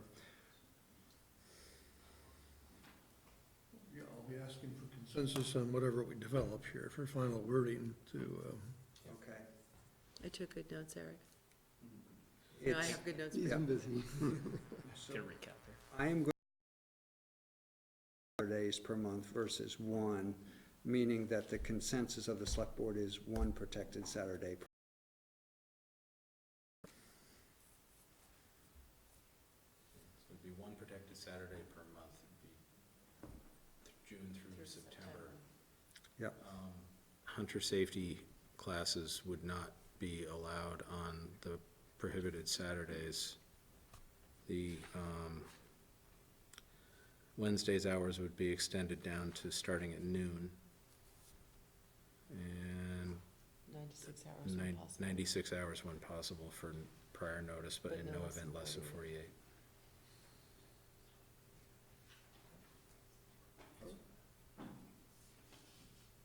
So perhaps we could go back and list all of the things that looks like we might be agreeing to tonight for a warning for the public hearing. Okay. We've agreed to the Wednesday, 12 to dusk. Wednesday is from April 1st to 31st. Well, that would be new, if we Yes, it would. put limits on when the Wednesday shootings could occur. It's new wording, Yeah. but in reality is what we've done. Yeah. I mean, I was thinking it would just stay Wednesdays, 12 to dusk, because you don't know exactly how that's gonna work each year. I mean, it may go a little bit longer one If year. you don't wanna put it in, that's fine too. Well, I I'm put it in as the clarification, that's historically been our Wednesday, the time of the year that we have opened on Wednesdays. I just like, if the club is okay with the current limitation on months on that, I would please exhort the board not to go further than. Okay. So it will say Wednesdays, 12 PM to dusk, from April 1st to October 31st. I just want to make sure everybody is, and that's what we're considering.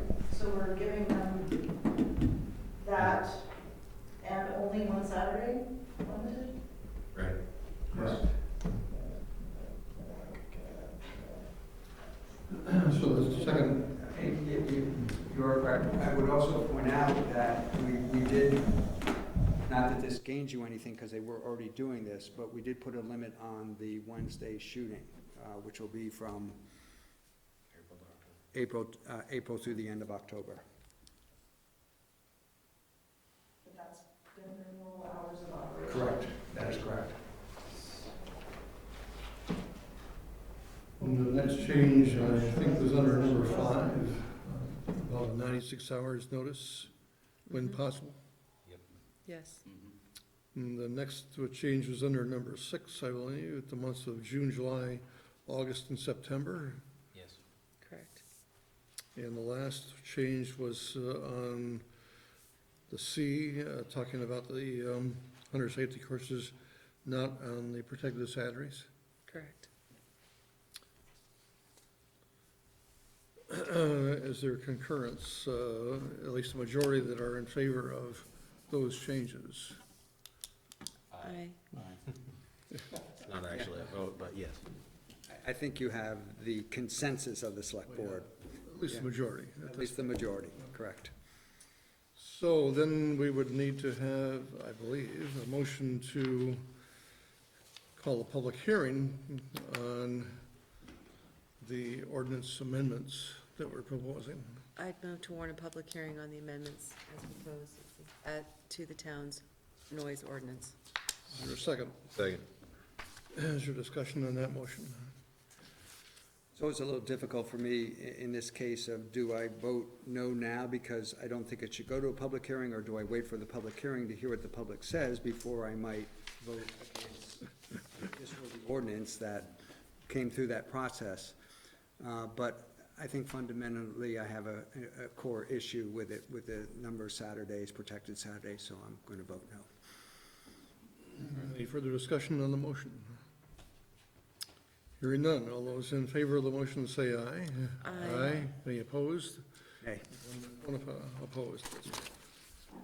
So we'll see, yes, Dave? I just want to ask a question for clarity. Can I just ask, is the select board supportive of the notion of holding the level of discharge to what occurred in 2006? I don't think it's quantifiable. I think it's too murky. That was the problem. I was struggling with the language that the folks wanted to put in.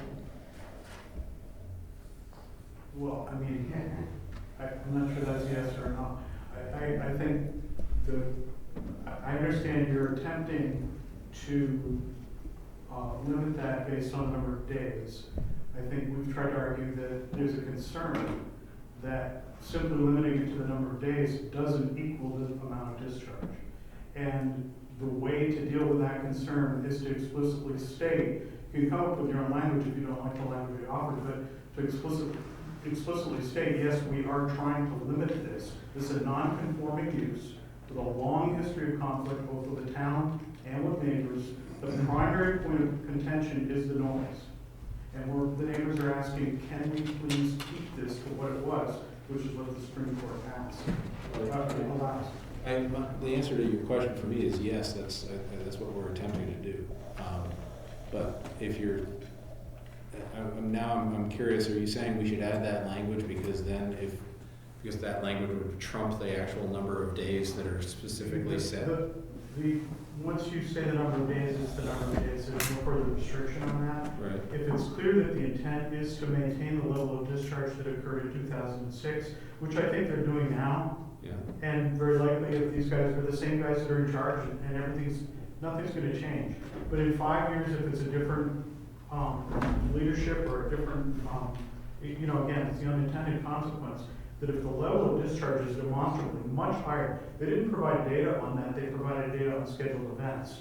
And so that's what you came up with. When you say level of discharge, you're talking about like decibels or something? I mean, I'm sorry. What do you mean by the level of discharge? Shooting. Is it decibels, number of shots, as opposed to I don't know, I don't days? have a specific definition. My point is that by allowing, that could be dealt with at a future point if it really was, if the community felt that the level of discharge had increased to the point that it was far beyond what was occurring in 2006. Do you understand what I'm? Yeah, I do, but I don't, in order to regulate something, it has to be quantifiable, it has to be measurable. And if there's no measure for what level of discharge actually means, then I don't know how we would possibly put that into ordinance. There's no data on what the level of discharge was. I don't even know what units it would be measured in.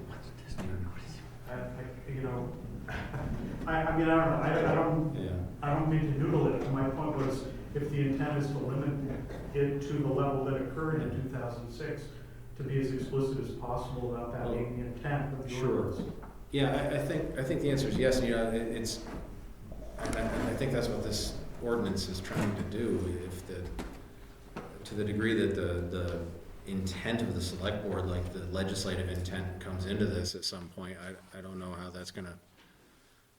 I suppose it could be relevant, but I don't think it actually would be. But if by way of example, like if suddenly Civil War cannons are being shot off, and it's more like the firing range or something like that, I don't know what would happen in that circumstance. That might be more of a civil nuisance thing. Number of days is allowed in the noise ordinance, then they'd be exempted. They could be campfire. Well, yeah, but I don't know. That's hypothetically speaking, this is all hypothetical. I suppose it's possible there could be a civil injunction sought because it's clearly a huge nuisance. It used to be,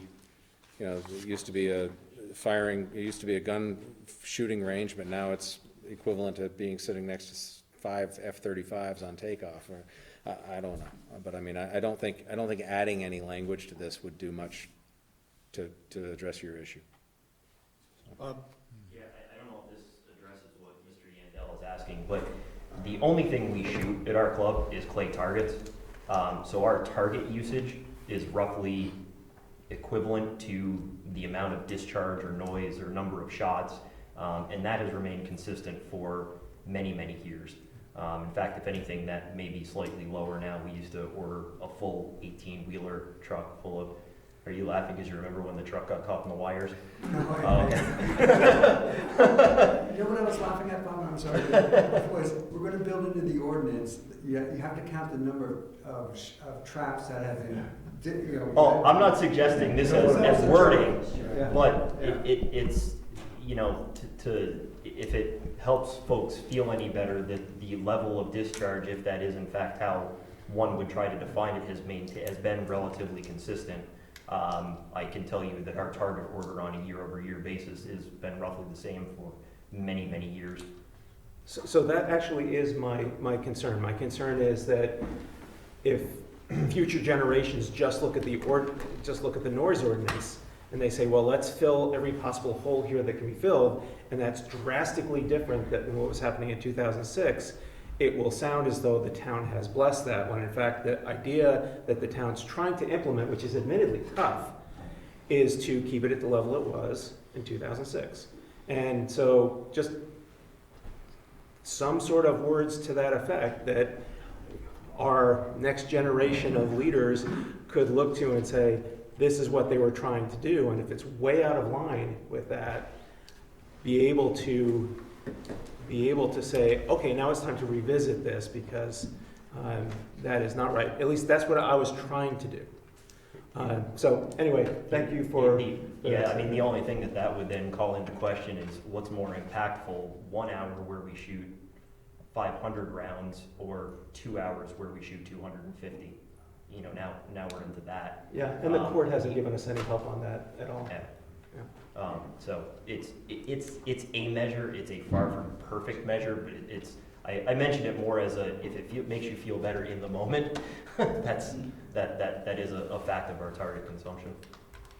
So I want to get back to David, or not back to, sorry, David's question, because I think I'm understanding your concern. And as part of the concern that I forget what court made this decision, but they used the term level of discharge in their decision. And the trouble is how do we interpret what level of discharge is? Is it days that you can shoot? Is it number of special events? Is it hours? Or is there some other measure that quantifies the impact, on the residents? And the problem you're having is we may agree to this because we think it meets what we're asked to do by the court, when in fact down the road we're going to feel like we didn't accomplish it because it feels so much worse. Just to use that as an example. I'm not saying that's what will happen. My point is that I don't know how to define discharge. It has something to do with firing a gun. The noise is what impacts neighbors. And I think everybody would agree, 2 hours of 3 or 4 people, 4-H students, shooting is very different than a corporate event that goes 10 hours on a Saturday with 40 people.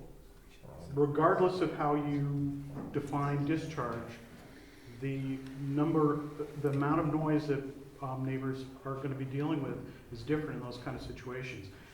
And the way we're doing it is a best guess to say, well, we'll pick a number of days that everybody agrees on. And we're not contesting that. I feel like that's probably the best you could do right now. But we're asking you to recognize that the intent is to not expand beyond what occurred in 2006. But your point is correct, Jeff.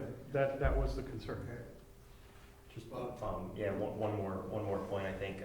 One is, and I'll leave the attorneys in the room to analyze this, but I believe that there was a part of the Supreme Court ruling that basically equated noise with discharge, and discussed why regulating one is the same as regulating the other. So I understand the desire to split those things apart because, and this was actually part of what was, I believe, removed or the Supreme Court objected to in the Superior Court ruling, was there was a phrase in there about, well, can't they just use silencers?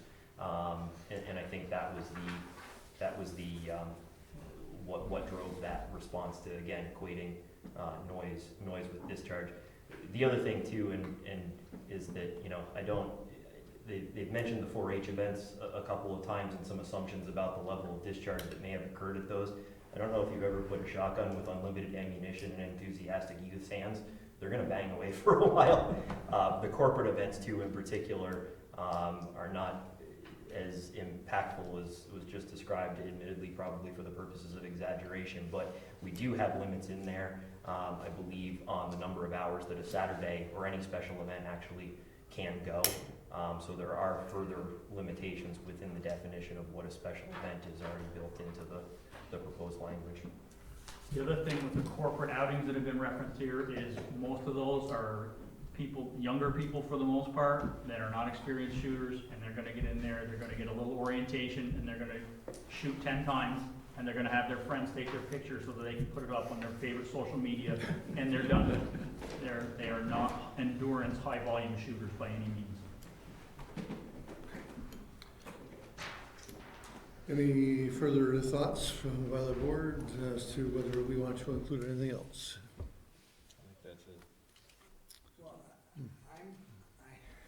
If there is a way to make that reference to 2006 and level of discharge, then I'd like to explore that. I don't think there is, and I will say, I mean, the idea, it's like, if, the ordinance as it is, you know, the guardrails that are enforceable. If we put that language in, that doesn't do anything but really articulate what the town had the authority to do under the Supreme Court decision anyway. So it's really just saying, we can do this, but obviously we can do this because that's what the ordinance exists. And if we can't, well, the court will tell us because somebody will have sued us and we would have lost. But the other thing is that it really just doesn't add any enforceability to it at all. It's not like you can come in and say, well, Your Honor, I've subpoenaed the gun club's records from 1995 to 2006, and they never did this kind of discharge. And the ordinance says they can't do that kind of discharge. I don't think a judge in the world is going to say, yeah, this feels like legislation, but I'm going to do it because I'm in the wrong branch, but what the heck? I mean, I just don't think they're going to do that. I don't think it adds anything. Could I repeat back what I just heard, just to make sure I understand, is we will always have the Supreme Court decision, both of us, to fall back on. Right. If there is. That does not go away or in any way diminished by this ordinance. The authority the Supreme Court said the town does have is the authority that the town does have.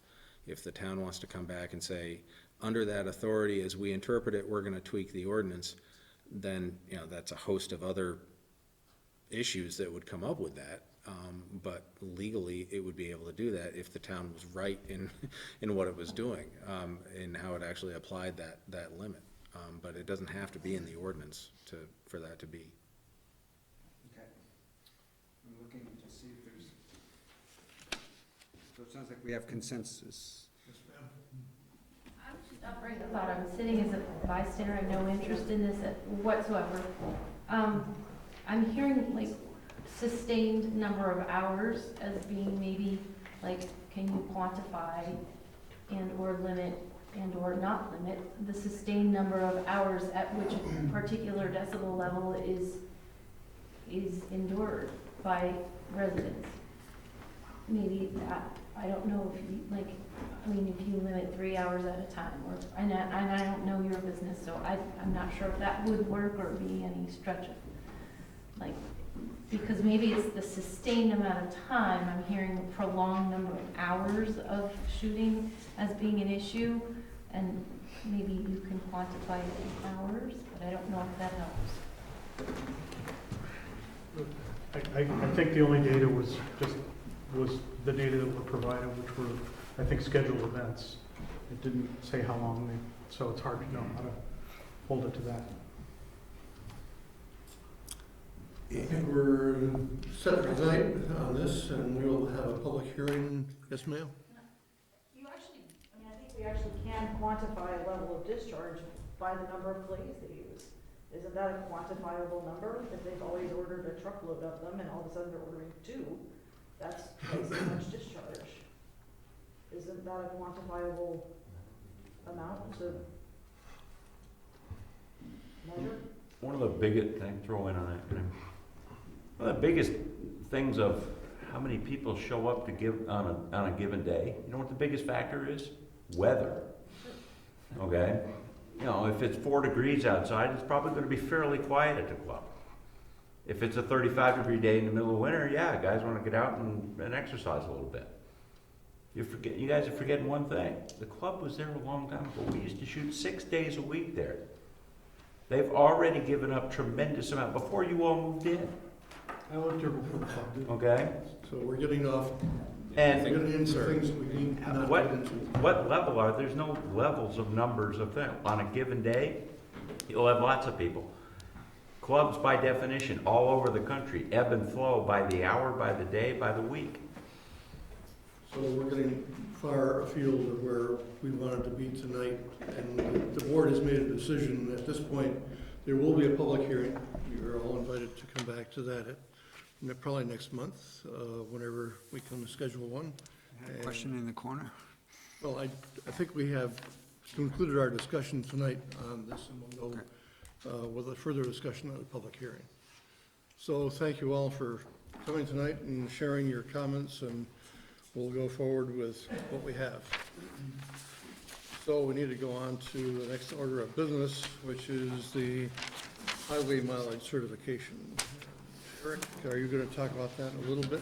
There's really not much to say. Yeah, this is a table exercise for the board to quantify the number of highway miles in the town. The town receives state aid for quantity class 2 and class 3 state highways. There's nothing to change this year. It's just a routine paperwork exercise, should the board like to. Yeah. I still wish you made Bruce come to explain that nothing has changed. Discontinuing use this year, as you may recall. Would a motion be in order I then? think we do need a motion to. I'd move to approve the 2020 certificate of highway mileage. Second. Is there any discussion on the motion? Nope. Hearing none. All those in favor of the motion say aye. Aye. Any opposed? Moving on to the manager recruitment process. Yes, where do we, down here? Okay. I'll send this along to be processed. So, manager recruitment anything? process. We have received 4 proposals. Do we sign One we this on this discussed, Excuse me, Terry, you want us to all sign? pardon me? Do we need to all sign in the I space think so, provided? yeah, I think we do. So we received 4 proposals. One we discussed at the last select board meeting with the VLCT's proposal, and decided that we wanted to see some other proposals presented to us. So in the last week or so, we received 3 more proposals. One from MRI, Municipal Resources Incorporated. One from Randy Frank Consulting LLC, and one from Gov HR USA. The subcommittee independently has looked at least the 3 that we got in the last week, although I'm not sure that Jeff had an opportunity to look at the last one, MRI.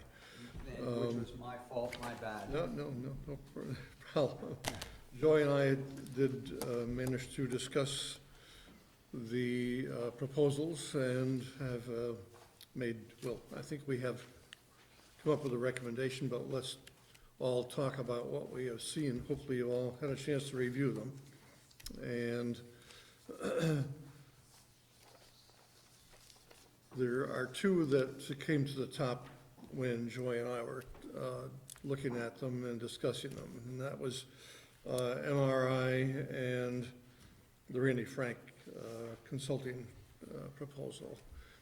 MRI is located in New Hampshire, in Meredith, New Hampshire, and Randy Frank's business is located in Louisville, Kentucky. I can't say Louisville the way that they do in the South, but Louisville, I guess.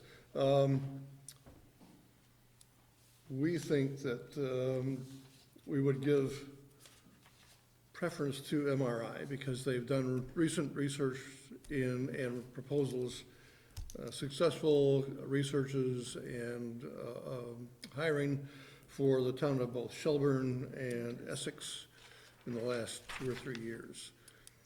The Randy Frank proposal is good. They have some experience in New England, mainly Connecticut.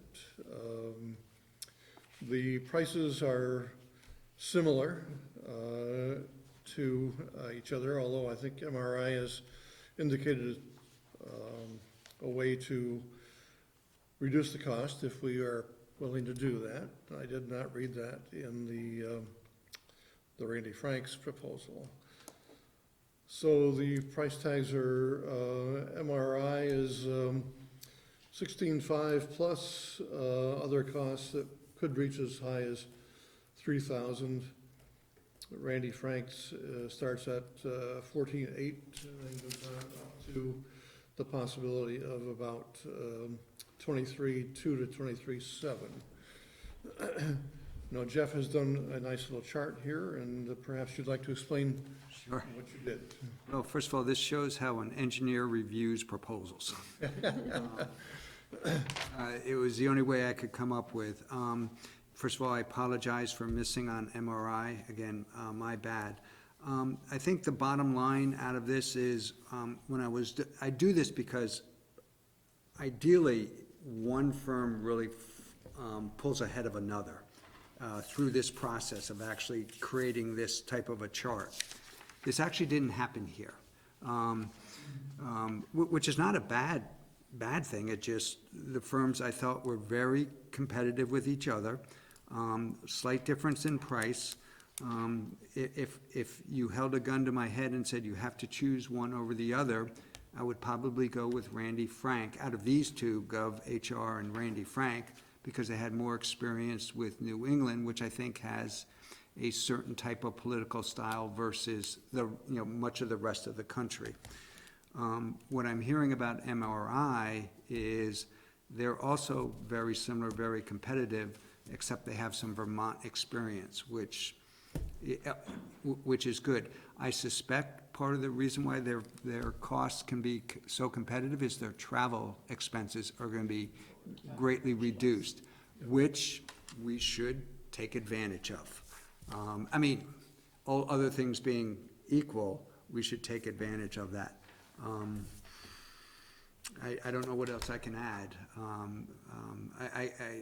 Bottom line, what I'm saying is, through this process, and then what I've heard about MRI, it sounds like MRI should be our choice. One thing I did want to add, and I don't know if you picked up on it, but when we were going back and forth among the contracts, I think it's Randy Frank was the one that had it.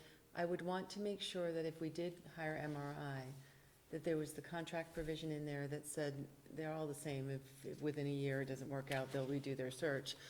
But that they would, at least for a period of 90 days, follow up, come back and let us know the different things we need to add in terms of making this all work for synergy within town Okay. governance. And that stood out for me, not enough to sway me for Randy Frank, but just go, I want that component in MRI. And you mentioned time, that was one difference between GovHR and Randy Frank, was a very compressed time frame for GovHR, which would work to our benefit, I think, if they could achieve that. MRI, though, had a very Yeah, competitive one. did they? Good, okay. 12 weeks. Yeah, then, They're all about the same. Yeah. okay. Yeah. So, other members of the board, if you had a chance to look at the proposals and any thoughts that you may have. You're going to defer wisely to our wise guidance. One thing I would look for, I remember with GovHR is one of, they provided some suggestion for additional service for a fee, of course, but additional service, and one of them was salary and benefit negotiations, which is something I think we should give serious consideration to once we get to that point. So we're gonna need to negotiate a contract with whoever we choose tonight, to include things that. Like we that, may yeah. wish to have. Yeah, I mean, and the issue there is you have, for instance, my opinion about what the salary and benefits maybe should be, which may or may not be based in reality. And I would very much like somebody who does this all the time to help me understand what is reasonable.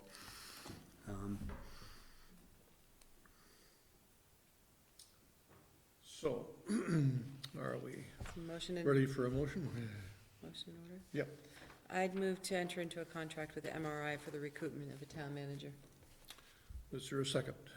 I would second that. Is there discussion on the motion? Rick, did you have anything to add to it? Hearing no discussion, all those in favor of the motion say aye. Aye. Any opposed, and no abstentions. Jeff, thank you. Oh, sure, yeah. Yeah. It's the only way I could do this. I'm mad at myself for, No, only you doing have two, to. yeah. So, managers report.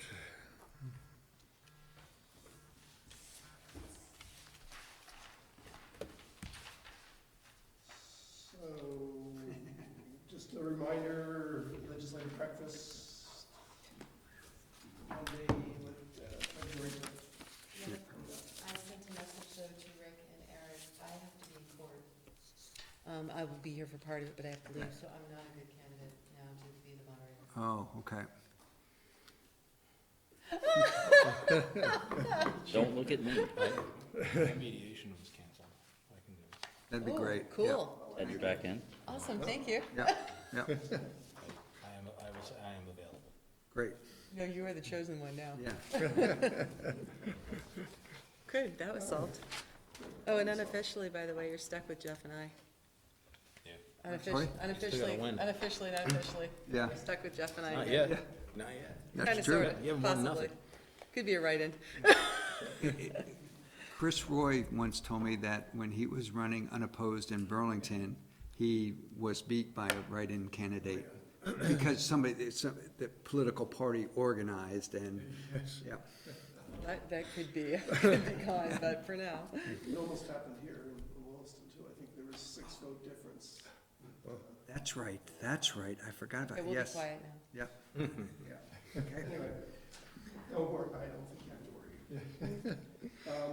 All right, the quarterly report is finally in your hands. So if there's any questions, I'm happy to try to answer them. If not, Great. thank you. Move along. I think that's all I had. Eric had a couple items. Yeah, a couple items from the planning department, touch base with Matt this morning. We meet once a month just to check in. The Northwich subdivision, there'll be more activity taking place the next couple weeks up there. There was an Act 250 deal back in December, so there'll be more activity going forward for the next couple weeks that you'll see. There's also been a group, you've made some posts on Front Porch Forum, a citizens group for responsible growth. They've met a couple times, and Matt met with the group last night here. For the Northridge one, am I the only one that's getting all those emails? No, I don't get them. None of you guys are? No. Oh, I will start forwarding them to Terry to forward them all to you. All day, Okay. all no, day I yeah. got them. Sorry, I just assumed everybody was on them when I was seeing them. Okay. But Matt passed on a good dialogue with residents, talking about processes and ways to be engaged. So Matt said that was a good conversation last night. Good, great. I mean, yeah, good news. That's all I have. Great, thank you. Anything else? Any other business tonight? Hearing none. Are we allowed to bring anything to light, or I don't know if we're allowed to speak as part of the audience? I'm sorry, didn't hear what you said. I think she wanted public comment, but that's. Oh, we had public comment to begin with, but if you'd like to make some public comment, sure. Okay. Or you could just identify yourself. My name's Lori Marino, and I live at Heart Circle, 160 Heart Circle.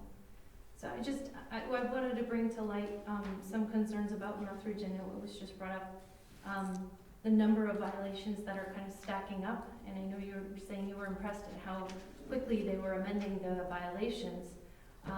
However, I don't know if you know that these were things that were supposed to be put in place as per the land use permit before they even started construction.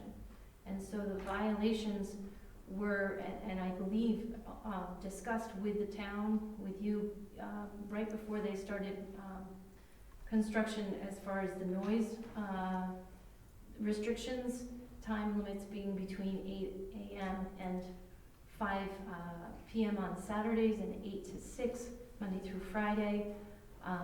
From the day one, they were starting at 7 o'clock in the morning. So I have been recording them and reporting violations, because I feel like that's, due process. I'm trying to do everything the right way. I did appeal to the board before this project started with several concerns, and you were very gracious in hearing me out and being supportive. I followed through and represented pro se on the appeal. I'm not a lawyer, so it was a lot of hours and time and money that I invested on my own.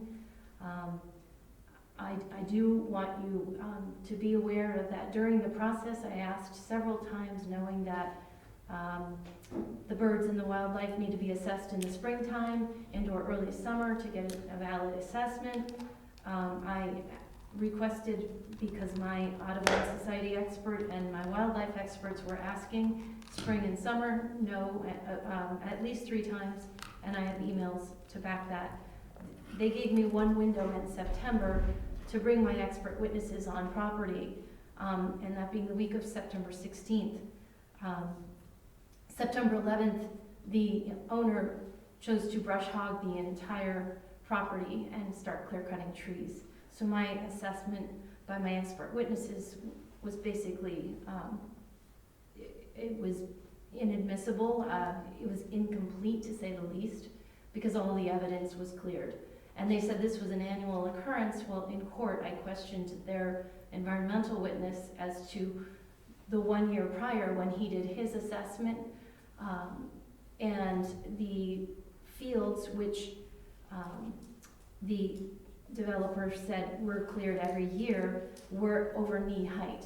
Both times the developer's witness had entered the property, thus kind of giving evidence to the fact that maybe this wasn't an annual clearing. In 10 years that I've lived there, I've never seen it brush hog the way it was. So to say that this was a fair trial, I don't agree that it was. It was very frustrating. I did the best I could, and things that I feared are coming true. The traffic mitigations, the signage was not put up. That was on the land use permit, very clear and discussed in court. So no signage was put up in the neighborhood prior to commercial vehicles coming in. And as they started the first few days, I watched 3 tractor trailers run the stop sign at Metcalf and Hart Circle, which was the first and most major intersection of concern by the state because of the limited sight distance. As you know, there are many children in that neighborhood. Traffic is my hugest concern, my biggest concern. They were also, and I don't know if this was due to lack of signage or not, but tractor trailers were backing into the site over the town bike path. It's a tremendous safety concern. I can't allow my daughter to go to her friend's house anymore for fear of her getting hit by one of these trucks. I hired a NEOSH expert who supported my evidence via phone in the trial, and this was her #1 concern, was the safety of pedestrians, children. Large commercial vehicles have no sight distance. There's so many blind spots. And to have a tractor trailer back into that site, taking up the entire road, they're also driving on the opposite side of the road because the vehicles are too big for the neighborhood roads. I brought this point up before, and when I was asking for your support. The other thing that's happening is the environment. They're gassing up over the bike path from a truck on the road on Metcalf.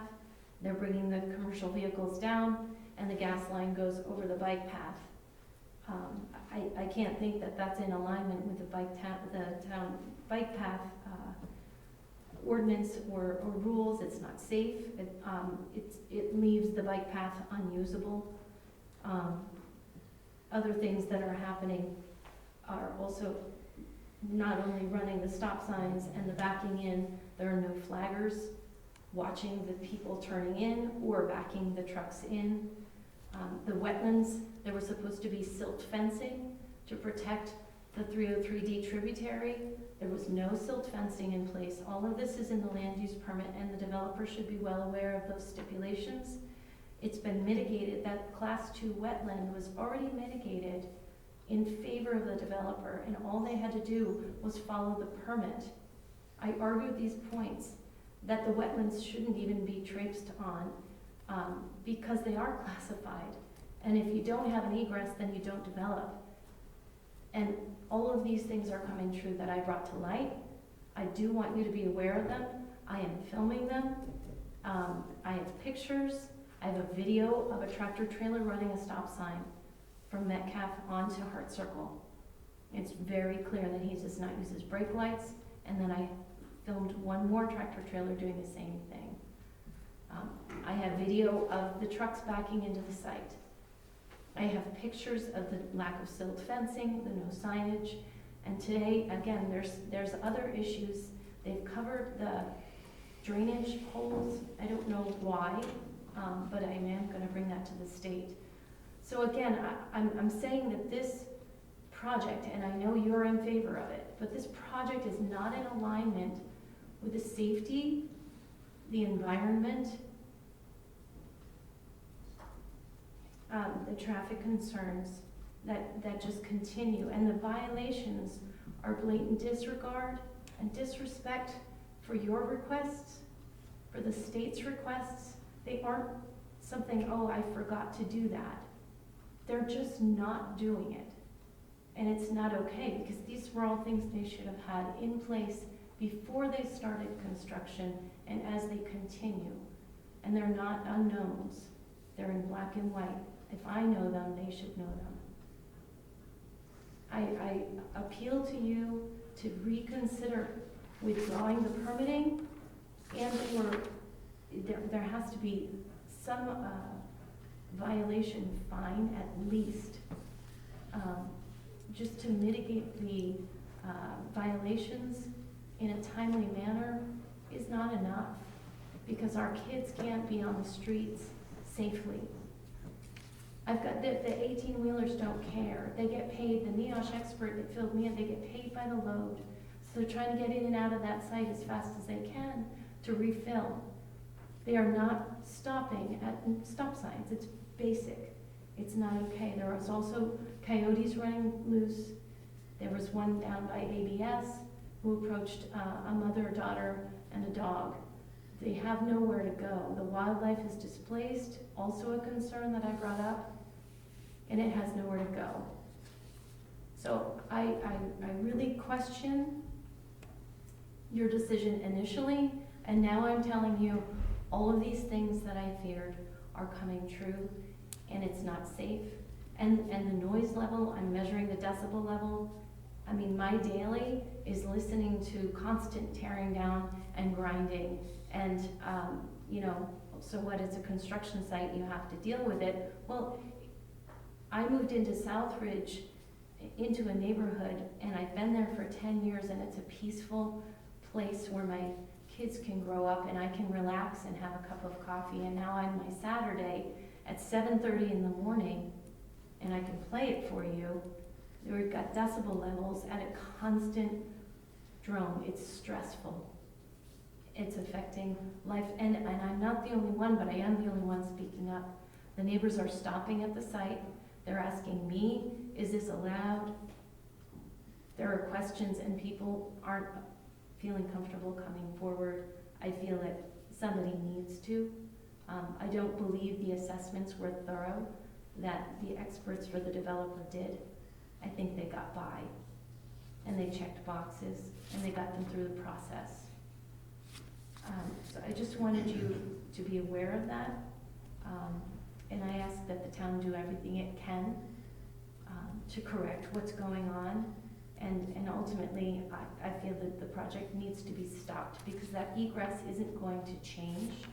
There's one egress. We have up to 10 years of this, and it's not livable. Summer's coming, and I fear for the children's safety. I honestly do. I'm not trying to blow that out of proportion. I honestly fear for the safety of the kids in the neighborhood who run their bikes back and forth, and they should, or they run across the road. And you've got commercial drivers from out of state that are working for this company that are not paying attention. They don't know, and they honestly probably don't really have that in the forefront. when they're doing their business. There's also a portalet, I don't know about that just went in today, and a tank adjacent to the tributary. I didn't mean to interrupt you, but there's two new things that have popped up, and the portalet is right on the sidewalk. It's not part of the aesthetics of our neighborhood. If they want a portalet, maybe they can put it into the site, you know, where people can't and don't have to deal with it. So thank you for bringing all of that to our attention. I'm not sure where the legal liability lies, and this is at Act 250, is it with the town? I'm not sure. Well, I could add, our zoning administrator, Matt Belanger, was planning to visit the site this afternoon after I met with him, to look at some of these concerns that have been raised, so I can loop back with Matt tomorrow and get an update from him. Also, if there are violations, we need to know about them, so we can do something about it, because we can't be up there as close to the action as you are. And if there are violations, stop sign violations, those should go directly to the police department. I did call. Okay. I called and I asked for extra patrols. They came this morning, because even after Michaela Stickney from the state went and visited, she did a site visit the day after I reported a list of violations. She was very concerned. She's got a file going of the violations, and she's given me a detailed process that she has to go through before a revocation of a permit is considered. The thing that gets me is I reported the noise violation prior to 8 o'clock, construction. So this morning I'm at the bus stop with my daughter at 7:23, and they're going full on, and Michael had visited on the 31st. So it's just disregard and disrespect for everybody's, the rules that have been very, liberal, I feel, toward the development. And I know I'm 3-4 houses down, and my decibel levels, I can give you them. I have PDF reports if you want copies of them, are pretty high. And I know all those buffering neighbors are complaining of the noise level, of the constant grinding. It's very stressful. So I can copy you. I know I did copy Ted and Joy on some of the violations reports, but I can copy whoever wants a copy when they are submitted. So the appropriate part of town really is zoning, planning and zoning. Matt, If there's violations of the permit, and there's two different permits. There's the Act 250 permit, Yeah. which we don't have jurisdiction on, and then there's the town permit, which we do. And so any violation of the town permit, and actually, if you have complaints about Act 250, we could also help with that as well, because it's hard to know which one is which. So we'd be more than happy to kind of troubleshoot with the Act 250 permit as well. And let me just do things. One, what I was commenting on was how quickly I saw the town respond to every one of those emails. Whether you got the answers that you wanted, I don't know, but I saw town officials jump right in to try to answer. Oh, and the other nobody's gotten back to me, so must have been somebody else. Well, in those chains, there's lots of people who've been piping in. Melinda Moulton piped in, I saw Matt pipe in at different points. But the other thing too is, it wasn't the select board who voted on that development. So I'm very much not in favor of it, but that's not anything that we had control over. That was a DRB thing. I know. So I just wanted to clarify that as well. Okay, no, and I appreciated your support before, and I hear what you're saying. There is a crossover with that Act 250 permitting and the town permitting, because the state relied on the town permitting via 60860 statute, that they can just take your permit and say, oh, the town looked into it. So, and that was another issue. I came to the DRB meeting last week, and I brought that point up, and the DRB was unaware that the state can lean on them for permitting. So, and the response I got from Mr. Riley and others was, we're not experts, we're volunteers, and we're not wetlands experts, we're not environmental experts, we're not traffic experts. So how can the state lean on us? And I said, there's a state statute. So I just want to also bring to light, there's a gap in any reliability of permitting if the state is relying on the town via 6086D, and the town's saying, well, we're not experts, we're just checking boxes that the planning commission hands to us through the bylaws. There's no, I'm at a loss for the word that I want, but it's, there's no teeth to the permitting. I mean, there's a gap where one body's relying on the other, and it just doesn't pan out. That's very concerning, that nobody is really responsible for the permitting. So maybe that system needs to be looked at, and or the DRB needs to be made aware. Because Mr. Saladino was asking about it as well, and somebody else on the board. So I think they were all unaware of that statute. But so there is crossover to the land use permit with the town, is I guess my point, just so you know. But I will, in the future, if you want me to, just, I can copy whoever would like to be part of those awareness. I think you really need to deal with the town that has a responsibility for it, so it's nice for us to hear this, but it's really up to a different part of town government. Which part would that be? Planning and zoning. Okay, okay. So, if there's no other business that the board has, we are adjourned. Thank you for listening. Thank you. Thanks so much.